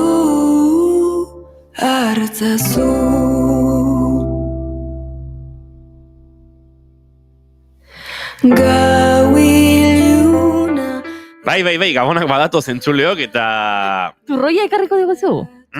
Ez, horregatik baina... abesti hau? Ez. Ez da turroiaren gatik? Baina behatzu janon pixket. 16 euroko turroi hori? Bai. 16 euroko turroia. Bai, eske badago turroi zehatz bat 16 eurokoa dena, eta inigok baduena, eta nik ez dudana, eta badago gure artean ez da bai da. Bueno, ez da bidarik ez dago. Goiurik nahi du nik oparitzea, eta nik akaso oparituko diot, ikusiko. Ikusiko dugu. Baina kontua da, Lander Kornago gurera bisita egin behar duela, egiten ari dela, gurekin dugula, eta honakoa proposatuko digula, Gabonetako afariak prestatu, eta saiakeran ez hiltzea. Lander Kornago, egunon? Meloia dago. Bizirik atera daiteke, ondotik. Batzutan bai, beste batzutan ezin Hori da. Guazen saiatzea. Saiatuko gara, baiezko... Aurten guazen saiatzea. Guazen saiatzea. Ondo da. Meloi badau, Bai, ondila. Oso ondila. Da, depende ze familietan, batzutan intratable. Eta familiatutan aserreak sortu dituen, Asko. Eta familia batzuk ez elkartzeko bide ere izan da, nork prestatu eta nork garbitu eta nork jaso eta hau dena. Eta oso interesgarria da, zera egian niri gertatzen zait adibidez, orain arte naizela arduratu, ez? Nere familian bazaudelako, ezagit ardura hori izeba osabak, edo nere amak, edo garai batean amonak, baina orain ikusten duzu, agian ohiturak aldatzen joaten direla. Pixkanaka igual, hasi barra dala. Hori da, eta ardura hori hartzen joan behar txalela, eta orduan arratsaldeko pote hori gabe geratuko zarela, Claro, eta... Bueno, nahi, hau afaldu gabe geratu hori galdu baino. Hori tengo justu hori ez galtzeko eta faltzea guteko. Hori da, egin ere poteoa, eta egin daiteke afaria erdi aurrera datu. Oso interesgarri hau, Bueno, bide batez, Lander, aprotxatuko dugu tarte hau, omentzeko, ze beti gotena norbait ardura handi hartzen duena hemen. Bai, normalen beti izatea baten bat, bea bakarrik iteuna lan guztia, hoi familia guztitan izatea. Orduan, guazen beakin, bea baita poteo neon nahi du kuadriakokin, orduan guazen denok artean, bizkat laguntzea, eta denen arten itea afaitxo. Azkenen egu berriko eta familia neoteko momentua da, dena pixka dauntzeko, bat egiteko, orduan, guazen pertsonari baita laguntzea, ez? Pixkat. Ados, zuk gidatuko gaituzu. Bueno, esan bezala meloia handia da, oso. Orduan, gaur itzengo dugu, pixkat, gabonetako fetxa hauek iristeienen, ausaitzen hasteia fetxa hauek, batzuk estresatzen ja hasi dira, nola zein, ze afari, nola prestatu, noiz hasi, orduan guazen pixkat ontaz hitzeitea, ez? Gaurko saioa 3 bloketan ezberdinetan banatu ditut, aurre prestaketa afaria dana, azkaria, eta afalondoko kudeaketa, ez? Normalen beti kiston janari pila dago, eta beti kiston janari pila sobratzea, orduan guazen pixka baita hortaz hitzeitea, ez nola kudeatu edo nola gestionatu hoi, ez zeoteko otsai arte soberakinak jaten, pixkat kontrolatzeko da bai. Ados, aurre prestaketan murgilduko gara orduan. Lehenengo gauza, eta garrantzitsuna azkenen planifikatza.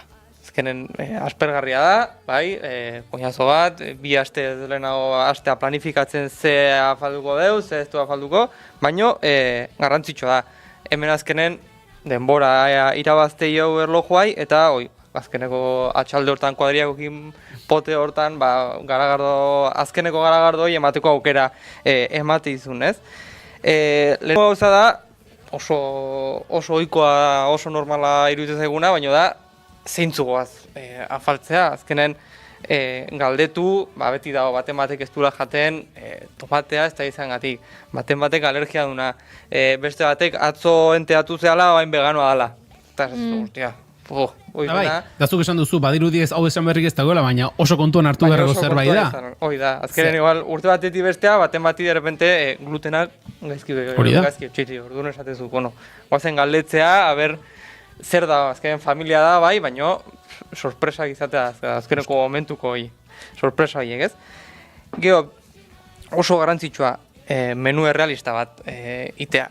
Azkenen ohitura dakau maila pixkat flipatzeko ohitura daukagu. Bai, hola, gaizki esan da, bai. Bai, hor modan jarri ziren garai bateko degustazio menu hauek, ez? 14 platereko menu hauek. Bai, da, azte zela jaten, da... Egia da ez dela beharrezkoa. Ez da beharrezkoa, holako gauzak itea, ez? Azkenen ohitura dakau, maietik, nik zoze karriko, nik beste zoze, eta bestea da, hola... Eta nik kutixia opresa dugu, eta beste hau, eta... Eta etxean dakau, urtero flipatzeana, eta nahi dula bere repertorio guztia atera. Zenbat urten? Publikoa daukanean, Hori da. Ez dula urten zer ez du nahi neziten, baina justu hortan... Ja, hilabetean behin egingo baluola zean moka dutxo bat, obea litzatekela. Hori da. Eta errepente ikustezu, eseita zarela, eta mai guztia beteta. Nik gogoan dut etxean, bestean nahiak eta biok esatea izue. Beti iristen gara arkumera ezin arkumea jan, edo jaskora, edo arraira, edo rapera, edo plater principala. Ez zara inoiz iristen. Hori da, ja ezinean, eta igual aurretik gauza kentzen hasi behar dugu, eta ala ere, kentzen hasi, baino bado gaitasun bat, gure gurasoen belaunaldian bereziki, plater batzuk kendu bezalaxe, beste batzuk birrasmatzeko. Hau ez da inoiz geisten, ez? Hoi da, eta beti zoze berria, beti zoze. Amona altxatzea, derrepente beste 3 bandejakin etortzen azuzu. Zer dago. Orduan, lau bost pintxo motako gauza batzuk jarri mailean, asteko, jateko, ez? Kroketita batzuk, esparrago batzuk, hemen gure entzule leialentzat, aprobetxa ezakegu hor iraien itzein genuen egaluze pote hoitaz despensa dakauna irekitzeko, eta horrekin arrautze goxe batzuk egiteko, eta hurra jazpiko pixka bat. Horrekin nahikoa, egitan, nahikoa. Baten bat igual entzuten nahi da esatutu, baina gure familian hogia lasai, nahikoa.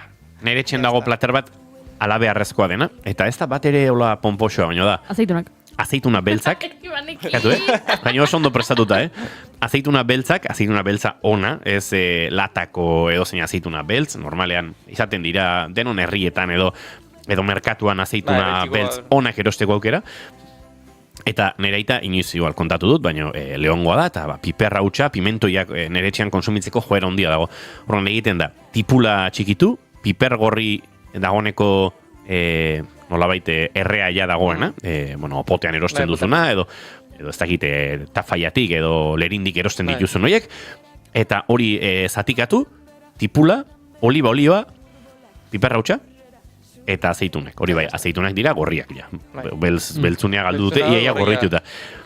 Hori da ezinbestekoa. Eta hortik hori da innegoziable. Eta hortik aurrera ja hasten gara, bueno, bordun, azpiko pixka bat, hau beste, baina... Hori da garrantzitsuna, azkenen familia bakoitze bere ohitura dazka, bere gauzak mantendu, lau beste 2-3 gauz jarri mailan, takitxo. Azkenen gertatzen da, azte zala jaten, eta lehenengo gauza, hor erdila, basureta doa, edo gorditezu beste egun batentzako, eta jutezea eta plater principalera etzerara iristen. Orduan hobetoa, 4-5 gauza jarri ondo indako gauza batzuk, mesedez, zoze goazen pixka sukalatzea, goazen gauza politiak itea, eta gero ja, plater principala ondo egin, eta ja hoi bai gozatu denon arten, eta jazta. Baina ez, bete mai osoa. Horrak aso Lander egin behar dena da esaten da ez, erosketa egitera ez dela gozetuta joan behar. Akaso menua dere ez da gozetuta zaudenan diseinatu behar. Eta beste gauza batzuk, kasu ezin familia ze esatizun. Azkenen familiai hasiko zaizu, bai, erosizaztu hau, bai, aumentzako hau, eta lasai. Ni behatukot, ingot. Bestela, aste zali zerrendakin eta gehitzen justezea. Erotu ere egiten zera. Eta erotu egiten zera. Orduan hobetua, bate bat egiten erosketa juten baldin ba, pertsona bate juteko, beha jun, beha bakilazea afalduko zuen, beha organizatzeko, eta jazta. Ezin ez hasi, bestela, hasiko zerrenda batekin eta bukatuko zu supermerkatuko zaberotzen. Hemen, aipatu du beraz. Kroketa honak. Esparragok, jarri dituzu hemen gidoian okeratzuk. Atunarekin betetako arrautza egosiak, ze honak, Bai. Oxo. Hoi, ez du asko jaten, baina hoi beste melue, olako platera egitea kotuz. Zuk zemat urte dituzu, Lander? Nik 25. 25. Ez duzu inondik inora ezagutu, baina zure gurasoek seguru baietz, bazegoen Tolosan taberna bat, Boni izenekoa, eta horrek zeuken arrautza egosi bat, horrela atuna eta ezagit txakarekin nola egiten zuen da maionesarekin, nik oso gaztetxo nintzen, ume, eta oraindik gogoratzen dut, hola mito bat bezala. Jazkazu, gaur eguberetan egiteko errezeta. Bida, igual ikerketa txikiat egin behar dut, eta ikertu nola zen errezeta zehazki, baina bai, Tolosalde inguruko jende ni baino helduagoak, ja 50-60 urteko jende horrek gogoratuko du Boni taberna zela hola pintxo ezinbesteko bat, bai. Eta zen hori arrautza egosia, barruan atuna eta zea. Pixkatekin da, jazta. Bai, alaxia zen. Bai, ez tezu zer gehiago, pixkatin ondo zaindu eta jazta. Eta gero jendeak lagundu nahi balin badu, kroketak ere ekar daitezke eginda eta etxean frigitu. Eta horrek aurretik egin daitezke. Eta horrek poteoan ez du eragiten. Poteoan ez du eragiten. Hoi ordutxo bat gehiago da poteoan. Atxalde noteko kuadria. Poteola joan aurretik etxean utzi, Zer bestelako tabernen batean aztuko zekizu. Etxean utzi baino. Poteoa demateko garagardo bitartez, kroketatxo bat, ez da txarra, Etxean utzi baino frigitua, bestela baten bat etxera iristen balimada, jango ditu afaldo horretik. Zuen herrietan badago ohitura, 24 eta egun berezioetako poteoetan tabernek ateratzen dituzte horrela pintxoak eta doainik ematen dituzte? Bai, esango nuke, baina azken urteetan ez ditut harrapatu. Lehen urtean atzerrian nintzen. Ez dakit, baina nik adiez bai da gauza bat, 24an eta 31an arratsaleko poteoan ohitura handia daukat mantzanilla eskatzeko. Mantzanilla ardoa. Bai, palomino fino matxarekin egindako ardoa. Eta eta hori bai, batzutan bida, Tolosan hainbat tabernatan gambak jartzen dituzte, gamba egosiak. Ez dira izaten igual munduko langostin honenak, baina earki sartzen direnak, eta... Baina kuadriakin baldin bazare, eta zoze hotza edaten dela, zutzako langostineko bena izango, seguro. Baina... Bueno, beste urrats bat hartu behar duguna kontuan, gabonetako afari hori antolatzeko, Lander, dala lanak banatzea. Hori da. Azkenen esan bezala, bakoetzen batek zoze ematen baldin bau pixkanaka, baina maia betetzen hastezea, eta ez dakazu pertsona bat sukalden sartuta 14 ordu kroketak indain, eta afari guztia prestatzen, Pixkan lana banatzen baldin baituzue, deno gutxi golan itezue, eta azkenen deno jutezate kuadriagokin poteatzea, eta denak kontentu. Gero, afaria, alduzun guztia horretik prestatu, Azkenen, kremak nahi baldin baituzu, oinarrizko elaborazioak, saldak, gauza, beste egun batzutatik prestatu, eta izateko egun hortan bertan bat kongelatu, bukatu, eta listo. Gero, afaria erresa izan dadin, azkenen familia bakoitza bere ohitura dazka, baina, laben egindako arraiak, txerri erre bat, arkumea, ja hoi bakoitzak nahi duna, Normalen, hemen ez dakau arazoikan, azkenen familia ja ohitura dakate, da familia, nire familian, ez duzuna, nire familian beti arkumea, hoi, ez da aldatzen. Orduan horrekin ez dakau arazoikan. Baina batzutan, postrea bai izateala diskusio edo debate momentua, ez? Aha. Normalen beti erostezu zehoze, besti ekartzezu pasteleritza batetikan ez daize, eta ja hemen pertsonalean, ja argita garbi esan gut, ez detela nahi txokolate Dubairik ikusi mailan, mesedez, pistatxoa, jazta hila, erreta dago. Sareetan puri-purian dago, Zer ez ez ikusi nahi barkatu? Txokolate Dubai eta pistatxoz egindako milioi Txokolate Dubai. Zaizu ateratzen Instagramen jendeak? Ez dakit zer den. Eskerrik asko inigo uste uni bakarren nintzela. Hemen ari nintzen buruarekin baietz egiten baina. Hemen gazteak badakigu zer. Bai. Txokolate Dubai azkenen da pistatxoz eta pistatxo pastaz eta kataifizeneko fideo batuz beteriko txokolatea oso modan jarriana eta jutezea Instagrametik edo sare sozialetik jutezea da ikustezu milioi bideo de pistatxoz egindako ez dakiz pistatxoz egindako panetonea, pistatxoz egindako hamburguesa de todo. Orduan, bueno, guazen pixkazioz berria itea, guazen pistatxoari atxeen aldi pixka bat ematea, gero hemendik 3 hilabetea agertukoa beste elikagaia modan jarrikoana eta berriz hasiko gea, baina bueno, ja pistatxoa guazen pixka bat atxeen alditxo bat ematea. Eta horretarako postre klasiko bat ekarri zuet, errezetatxo errexa, pixkat gutxigo ikusteana, baina oso resultoia. Oraintxe ikusi dut oso zalea naiz gainera. Oraintxe topatut gidoian, enokan ikusi dut. Hoi pixkat galtzen nahi da, baina mailan ondo gatzeko baita postre errexa, beste lehenagotik dakazuna, eta resultoia ez, intxaur salsa. Intxaur saltza da gauza zoragarri bat, Intxaur saltza. Orduan, intxaur saltza egiteko, gutxora bera kantida hauek emango izuet, baina bakoitza ja, depende zen bazeaten, pixka ja ikustezu da jolastezu, ez? 500 mililitro esne, eta 500 mililitro esne gai 125 koipea duna. Garrantzitsua. 125koa.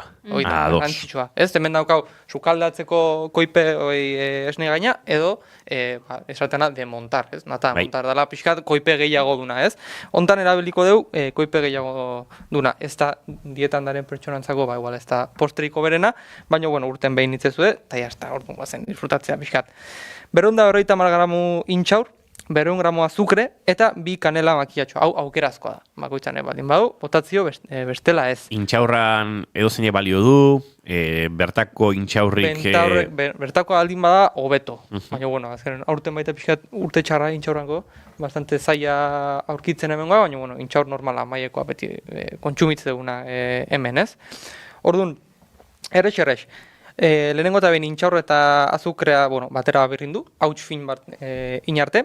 Bestadetikan esnea eta esne gaina berotu, kanelarekin, infusionatu, 10-15 minututxokin nahikoa, kolatu, eta behin ja infusionauta dakazunen, eta zure hautsa, eta intxaur eta azukrea hautsa dakazunen, batean astu. Eta suan euki 8 minututxo, gutxi horra bera. Muitu etengabe, azkenen hau da masa bat hasiko zaizuiten, eta erresa da erretzea. Orduan, hor 8 minututxo etenga hor, muitzen etengabe. Gehiegi egosten baldin bada, gehiegi lodituko zaizue, baina lasai, ez sartu panikoan. Pixkat esne gehiago bota, eta kitxo. Ozgailuan utzi, hobena da, 24 ordu gau bat utzi, eta ja jateko prest. Oso potolo baldin badao, esan bezala, esne txantxa bat bota, pixkat birrindu, pixkat muitu berrize. Zuzenean ozgailura edo aurretik pixkat... Ni gustatzen zait, pixkat kanpo nutzi pixkat, eta gero sartu. Beraz, hau oso erresa da, intxaurra eta azukrea birrindu, eta hor hautsa bat sortzen du. Esnea eta esne gaina berotzen dira, eta kanela botatzen zaio. Eta hor, ze puntutan botako diogu hautsa? Hor nik zalantzain. Behin irakiten dagoen esnea eta esne gaina? Beroa da honen, 80 gradu tarte hortan botatzi duzu hautsa. Kanela kendu eta hautsa bota. Eta mugitzen hasi. 8 minututxo, 8 minututxo, eta listo. Hor dakazue, bukatuta. Han utzi, pixkat kanpon utzi, nahi gustatzen zait baita filma jartzea gainen, justu ikutzen saltxaz, azkenen ez baldin baztu film hori jartzen gertatzea como pelikulatxo bat, ez? Kroketa egite honen etxen, berdina gertatzea. Filma jartze dugu, eta ja, ozkainoa sartze dugu 24 orduz, 12 orduz. Hotza gertu arte. Eta jazta, behin atea eta ikusten baldin baztu oso potolo daola, esne pixka bat, edo baita esne gaina sartza dakazuena etxian, eta jazta. Listo, jateko prest. Guaziona. Jazta, ez da gehiago. Poster goxua, aurreko unean prestatzen dakazuna, eta deno disfrutatzeu dakana. Eta pistatxo gabekoa, garrantzitsua.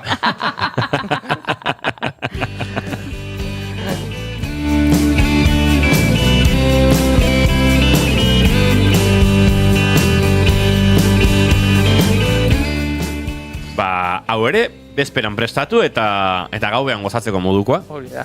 Ego eta etxera iristerakoan. Etxera iristerakoan. Juerga geho, intxau saltza ondo. Intxau saltza argi sortuko da. Bai. Lander eta amaitu horretik, prestatu dugu, planifikatu dugu, laguntza eskatu dugu, ondo antolatu gara, baina hala eta guztiz ere, zerbait sobratu egin da. Bueno, gertatzea, beti zoze sobratzea da, ez? Eta zozek sobratu behar du. Pixka batek sobratu behar du. 25ko bazkaria da. Horrelako bazkari batean sentsazioa azken aleraino oraindik erdibor, ez jantzuk eta... Jendeak osez geratu da. Ez, horrek ere ez dinu. Pixka bat, gehiagik izan gabe, pixka batek sobratu behar du. Bueno, ez da, ez gertatzen, ez? Ozkaio ere egitezu, eta soberak gina azkazu. Hemen da, bakoitzan imaginazioa kreatibitatea, oita pixkat lantzea, ez? Adibidez, arkume errea sobraten baldin bazaizu, entxalada epela itezu arkume aragiarekin. Hor, letxuga o eskarolarekin ingo zenuke? Letxuga. Letxuga nahiagot. Ados? Eskarola baino. Bai, suabegoa irute zaila letxuga arkumeakin da dena. Granada botako zen nioke edo ez? Ez zara oso zalea. Ez zenez oso zalea. Ez ikusten du nik tradizionala zarela bai gustatzen zait, Niri Granada gustatzen zait, baino Granada baino gehiago gustatzen zait Lander Kornagoren tradizioarekiko lotura hori. Bai.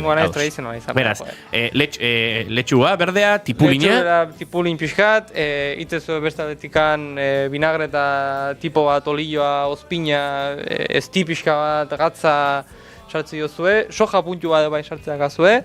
Bueno, tradizionala baino ez hainbeste, Benden asaten hasita, tradizionala baino ez hainbeste. Pixka bat bai. Ados. Pixka bat bai, jolastu behar du pixka bat. Vale, arkumearekin entxalada epela, oso goza beharra iruditu zait. Imaginatu baita, meruzatxo bat jatzen zuela, ez? Arrain pastela indezakezu, beste unentzako. Legatzakin. Legatzakin indako arrain pastela, edo rapeakin jaten baldin bazue baita, pixkat horrekin jolastu, ez? Arraiba baldin bakazue, arrain pastela indezakezute. Urdaiazpikoa sobera zaizue, hola jate dakazute, edo, beste egun batutako, gorde, kroketatxo batzukin, salda inkluso egita dako, depende ze zati dakon urdaiazpikona, ez? Eta gero, kremak, salteatuk, plater, tipo kombinatu baita... Imaginazioa. Sobratu da arrai pastel puxka bat, sobratu dira zeituna batzuk, sobratu da arkumea eta sobratu da... Ez dakit, kroketa batzuk eta hor plater kombinatu da raukazu. Zea, goiuri. Jo, kristo. Baina ni baino okerrago pasatzen ari da, han atzean ordenagailuan lanean ari den gure lankide Imanol, Jo, lanean ari da, bai. Nik ere kriston gozea daukat eta ezin dut goiz bazkaldu, Ze ezin dut, baina atzo iaia faldu gabe nago. Imanol gero ere izan dut zula faldu atzo. Nik bazkaldu ere kasakamara mazkaldu nuen, eta... Gaizki ez den dena zaten zita. Erabaki genuen piraua moltatziko berandu xamar egingo zela, eta orduan, beste plan bat osatu genuen. Ez da txarra de plana? Ez da bat ere txarra, Ederki jan genuen, den dena esaten hasita. Bueno, aizue, gabonetarako hainbat ideia eman dizkizuegu, esandakoa, planifikatu, lanak banatu, aurrikuspen pixka bat hartu, eta gero sobratzen denarekin improvisazioa landu hori ere garrantzitsua da. Eta garrantzitsuena, ez izan agoniaz batzuk. Ez izan agoniaz batzuk. Pasako dira gabonak, gutxi goio joan da, eta kito. Bai. Baina pasa dituzela azkar. Pasako dira. Lander Kornago, plazer bat, urteko azkena dugu hau, baina urtarrian ikusiko dugu berriz ere elkar. Orduan zera, dieta detox horrelako eren proposatu beharko diguzu. Ez, hori ere ez bez tradizionala da. Valorazio ingo dugu. Valorazio. Depende nola jundian. Ea kaso egin dizugun edo ez. Hori da. Egu berrion, eta ondo pasa. Berdin, egu berrion, gabon zoriona pasa, zorion txudena, familian disfrutatu, sukaldatu, jan asko, eta gozatu. Eskerrik asko, Lander. Aio.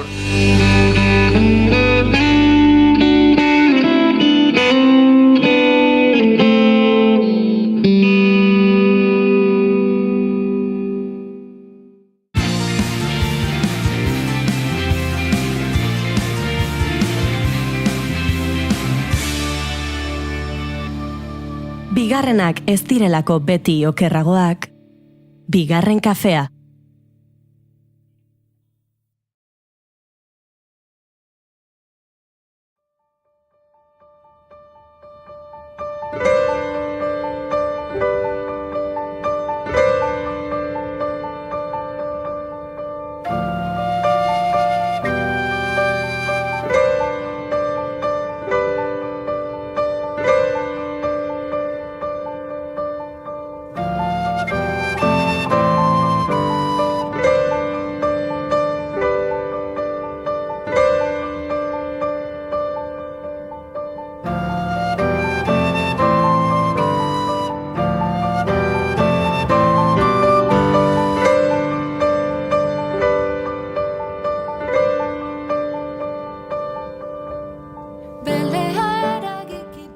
Diote elkarrekin dantza egiten duen herria herri osasuntsua dela, baina dantza ororen atzean izkutatzen da dantzatik haratagoko asko.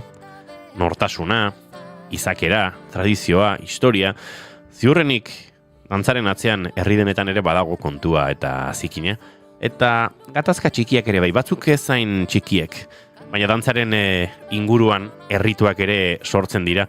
Antropologia, etnografia, herriaren iragana, debeko jaurre egiteko zena, eta espazio publikoa bereganatzeko joera. Hori guztia, eta gehiago Axeri dantza herri baten herritua dokumentalean bildu du Aitor Arrutik. Larunbat honetan, Andoainen bertan, Basteron estrenatuko dute goizeko 11etan, eta guk oraindik inork ikusi ez duen dokumental hori ikusteko aukera izan genuen atzo gauean. Gaur Aitor Arrutirekin hemen behar bezala aritu eta dokumentalaren spoilerrik egin gabe, nahikoa sakondu alizateko. Aitor Arruti, egun honetan ongi etorri bigarren kafera. Kaixo, egunon. Lehen bigarren kafe izango duzu gurekin gainera. Hala da. Bueno, oin arte ez da suertatu hola. Ez nukan ez da interesgarririk esateko, gaur daño. Eta nijo nizun atea, a ber, tartetxo bat bazeuka zen promo pixkate egiteko, naiz bat ere jaioa gai hautan, baina, bueno, behin olako historia baten sartuta, barruraino sartuko gera. Barruraino sartuko gara, eta lehen galderak pixkate asmoekin eta emaitzarekin do lotura, ze gaur izan aipatzen izun, lanak hartu dituk, dokumental honetan lan handia dago. Ez dakit hasieratik buruan zenuen hori ez, dokumental luzea, dozena luze testigantza, espazio, garai ezberdinak, hasieratik horrela bisualizatu zenuen, handi xamar edo bideak pixkatera mantzaitu ontara.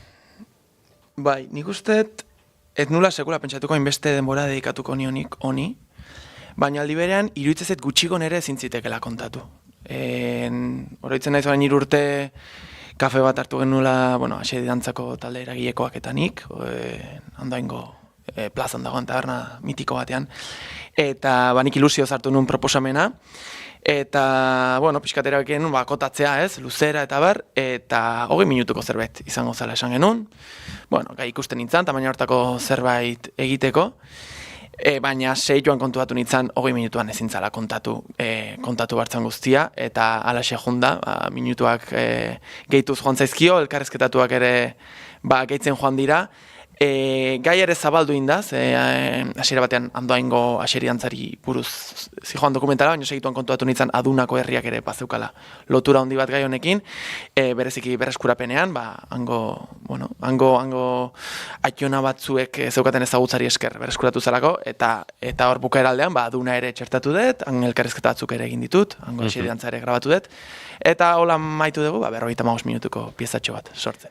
55 pieza hori esan da bezala larun batean Basteron estrenatuko da, gonbidapenak eskuragarri daude, herriarentzat izango da, esango nuke herritu hori nolabait bizi berritzeko eta belaunaldi ezberdinak aretoan elkartzeko aitzakia, baina aduna aipatu duzula, horre sortzen da ez, horrelako, ez dakit, gertu diren bi herri, baina soziologikoki ere ezberdin xamar izan daitezken bi herri, ez, urrun xamar ere egon daitezkeenak, herritua aipatzen da izen buruan, herritua kontzeptuare badago dokumentalean, badira bi herritu, Aduna eta Andoain, izan dira, ez dakit, bi aurpegi edo errealitate ontara hurbiltzeko? Nik uste herritu batek sustraiak botatzen ditunean faktore asko daudela, eta adunak daukan berezgarritasun bat da herri txikiago dela, lehenik eta beraz, herrituetan parte hartzaile gutxiago egongo dea naturalki. Bestalde, urte garaia ere, Andoainen San Juan egunean egiten da, kurtsoa amaitu berri, baina jendea oraindik herrian dago, pixkat, azken ospakizuna handi bat, udaran bakoitzak bere bide hartu horretik. Adunan aldiz, hor abuztuaren erdian Amagergin egunean egiten da, abuztuak 15, jende asko porretan dago, bakigu nola gure herri asko gustu egiten diren abuztuan, eta horrek ere seguru eragina baduela, baina ezin da ukatu, kriston lan egiten ari dira adunan, jendeak ezagut dezan, eta tradizio horrekiko lotura hori garatu dezan, eta parte hartzea goruntzu azken urtetan, hasi que, bakoitza bere bidetik, baina bizirik diraute tradizio hauek. Aipatu dute debekua, bizirik dirauten tradizio bi edo tradizio bat, esango dugu, urte askotan desagertzeko arriskuan ere egontzena, eta norbaitek oroitzen zuelako, eta norbaitek bere modura edo bildu zuelako, eta musika horiek ere idatzita zeudelako, berreskuratzeko aukera eman zuen erritu bat. Bai, hala da. Desagertzeko arriskuan ez, desagertuta zegoen. Desagertuta. Azkenekoz, 20. hamarkadan egin omentzan dantza hau, eta pixkat honegara matza andoa indik adunara, alegia. Andoainen bazan Lizarmakil izeneko dantza talde bat, eta, normalian dantza talde hauetan dagoen jendeak, noski, interes bat du euskal dantzekiko, eta etengabe dabiltza bilatzen, dantza berriak ikasten dituzten, ez da beren herriarekin loturarik ez duen, eta baten batek izan zuen dantzonen berri, bere garaian egiten zala, baina desagertu zala, liskar bat egon otezan, erdi burruka, erdi jolasa otezala, eta, harimutur hori jarraika, adunan amaitu zuten, ze han baziran, biatxona, oraindik oroitzen ziala, dantza beraiek egina zuten, eta pausuak nolabait oroitzen zituzten, baina gero, hau, ipuinak eta historiak bezala da, guztiz tradizio oraletik pasatako zerbait da, pentsa, garai hartan ez kamararik, ez argazkiak agian baziren, baina argazki batekin kostata osatuko duzu dantza bat, bideoak ahaztu, eta beraz dena, ahoz, nolabait dokumentatu ahal izan zuten, eta puzle bat osatu. Eta, euneko fidagarri izango gotezan transmisio hori, seguruna ez, baina, berrinterpretazio bat egiteko gai izan ziren, eta horrela, egin ahal izan zuten, iabatziren da, 75 lehen aldiz, aseri dantza, berreskuratu hau, adunan, lehen aldiz. Ze mal gauza eder gertatzen diren horren bueltan, aseri dantza joku dantza bat dela ere esaten da, eta joku horrek ere zuri jokua eman dizu, nolabait dokumental hau ataltzeko eta banatzeko, ez da? Eta hausnarketa txikiak sortzeko, joku edo jolas bakoitzaren izenburuetatik abiatuta, ez dakizen momentutan konektatu zenuen horrekin, baina muntaian izan da erraminta garrantzitsu bat, dantzaren erritmoa edo dantzaren banatzeko joera bera, ez? Bai, alde batetik ikuste dokumental hau dantzatik aratago doala, eta jorratzen diala gai unibertsal asko, izan, tradizioaren, transmisioa. Belaunaldien arteko, uztartzea edo nola ezinbestekoa den, gazteak eta belaunaldi berriak urteetan zehar erreplikatu diren tradizio eta ohituretara bere ganatzea, baina aldi berean horrek eskatzen du tradizioen eguneraketa bat, bera egre parte sentitu daitezen, genero ikuspegia noski oso presente dago, komunitate sentsazio hori, zergatik egiten ditu errituak, ez toki daukate errituak gaur egungo gizarte likido honetan non bakoitzak bere historiak maila individualean igotzen ditu Instagramera eta sare sozialetara, eta gauza kolektiboak, Zanetek gainbera bat euki dutela, noski, beti daude mugimenduak horren fokea jartzen dutenak, eta zorionez horrendik daude, kolektibotasunerako tokiak, baina esan dezakegu, alde horretatik ez garela historikoki momentu oparonenean bizi. Baina horrendik badaude holako kasuak, sei dantza bera dan bezala, hori loratzen dela, eta herri guztiak bat egiten duela dantza honen inguruan. Orduan, hori alde batetikan, baina bai egia da dantzari ere, noski dantzari buruzko dokumentala danez, emanen nion bere tokia, eta nahiko argi ikusi nun dantzak pauso diferenteak izanik, esan pues igual kapituloka paralelismo hori egin dezaketez, dantzaren parte bakoitzak, kronologia honetan, azkeneko 50 urte honetan, izan duen garapen hori ere atalka banatu, eta atal bakoitzari, aseri dantzaren pauso horren izenarekin izendatu dut, eta modu batean, da pixkat, dantza honen eta garapen honen historia ezagutzeko modu bat, baina baita dantza bera ere ezagutzeko modu bat. Nik uste biak diala garrantzitsuak, esan gai desberdinetaz hitz egiten da, baina dantza bera ere ezagutzeko aukera ematen modu, primeran. Eta horrela, kapitulo bakoitza, dantzaren pauso batekin hasiko da.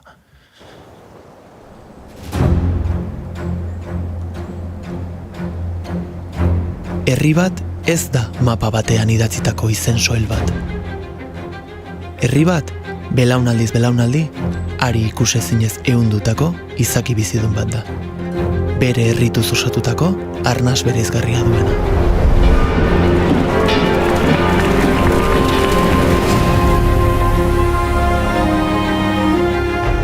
Izaki bizidun oro dago mugimenduan. Nondik datorren ahaztu gabe, bide berriak irekiz.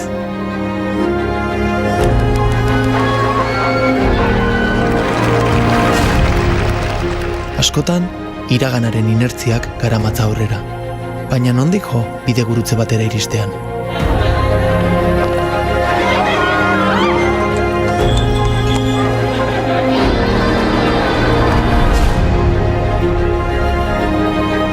Horra hor, tradizioek bizirauteko gakoa.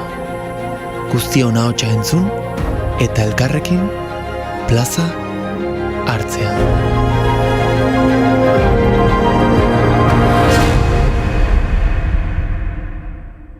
Hauxe trailerra, larun batean esan da bezala, Basteron estreinatuko den dokumentalaren trailerra, baina lehen gatazka aipatu dugu, zuk ere hemen lokuzioan aipatzen zenituen bidegurutzeak eta bestelakoak, esango nuke bidegurutzen nagusi bat Axeri dantzaren historian izan dela genero ikuspegia edo emakumearen parte hartzea Aitor, eta ez diozu uko egin hori kontatzeari, akaso norbaitek bai uko egin dio horren inguran hitz egiteari? Gertatu zaizu?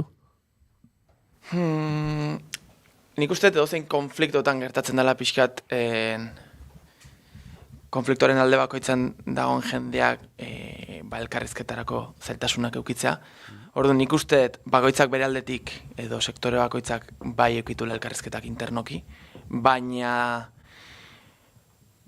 beraien artean agian gehiegi dialogatu eztan gai bat izan dela. Beraien artean esaten detenean, erreferentzia egiten diot, hori. Lehenengo 25 urtetan, tradizioz gizonezko nasoiek zen dantza bat, edo tradizio bat zen hau, eta 2000 urtean emakumeek beren parte hartzea, exigitu zuten, edo proposamena egin zuten, bereek ere parte hartu nahi zutela, eta hor bai frikzioak sortu ziren, batzuk adostu den, beste batzuk ez, demokratikoki bozkaketa bat egin zen, eta emakumeen parte hartzaren alde atera zen emaitza, baina kontra bozkatu zuten gehienak, albo batera geratu ziren, ezta?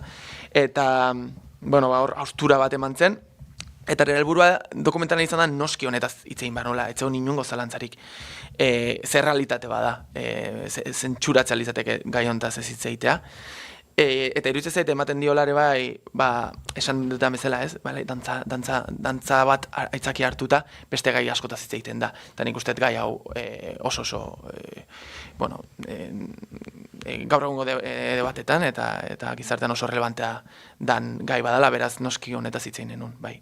Amabitan kanpaiak jo eta momentuetako loipurdia, gero lehenengoz junkalek dantza ingo ez, emozio hori dena badakat oso presente.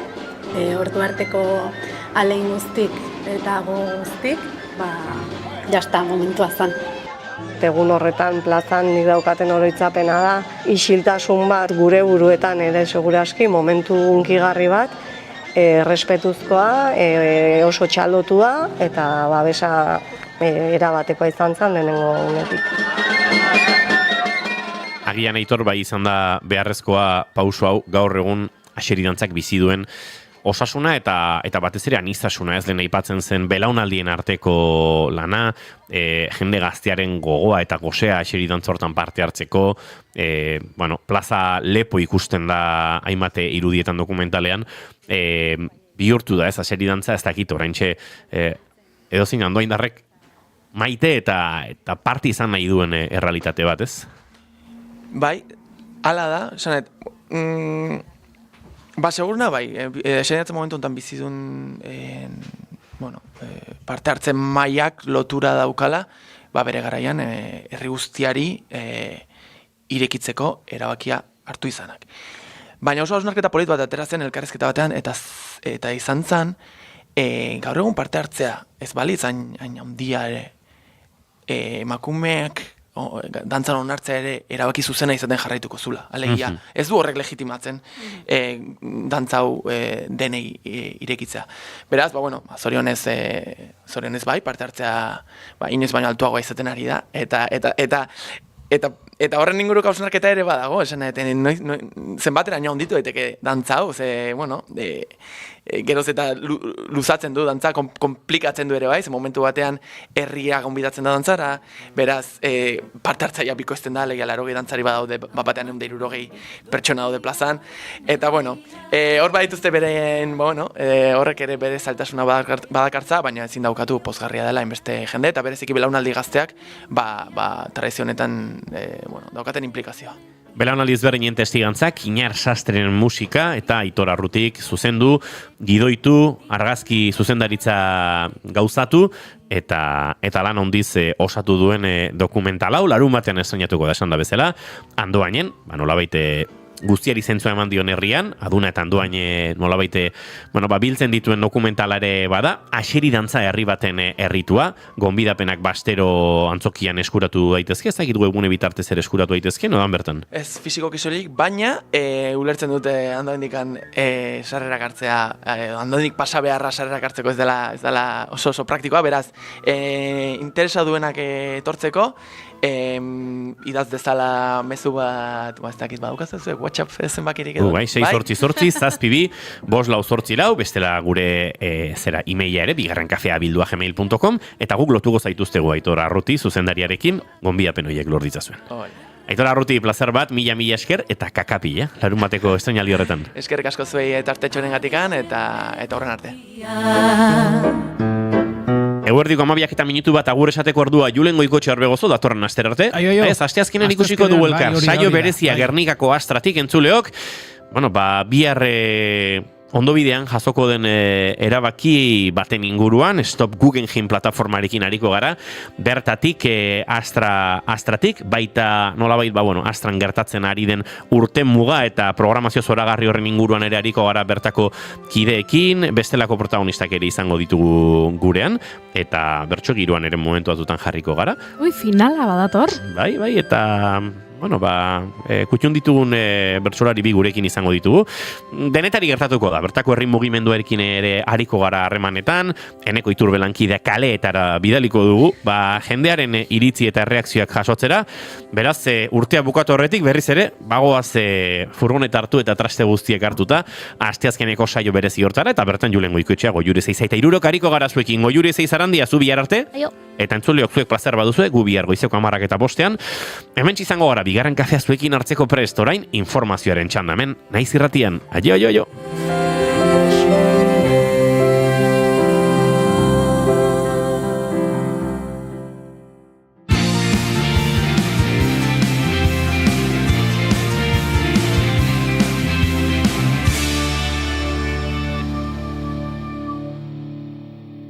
Keep calm and bigarren kafea.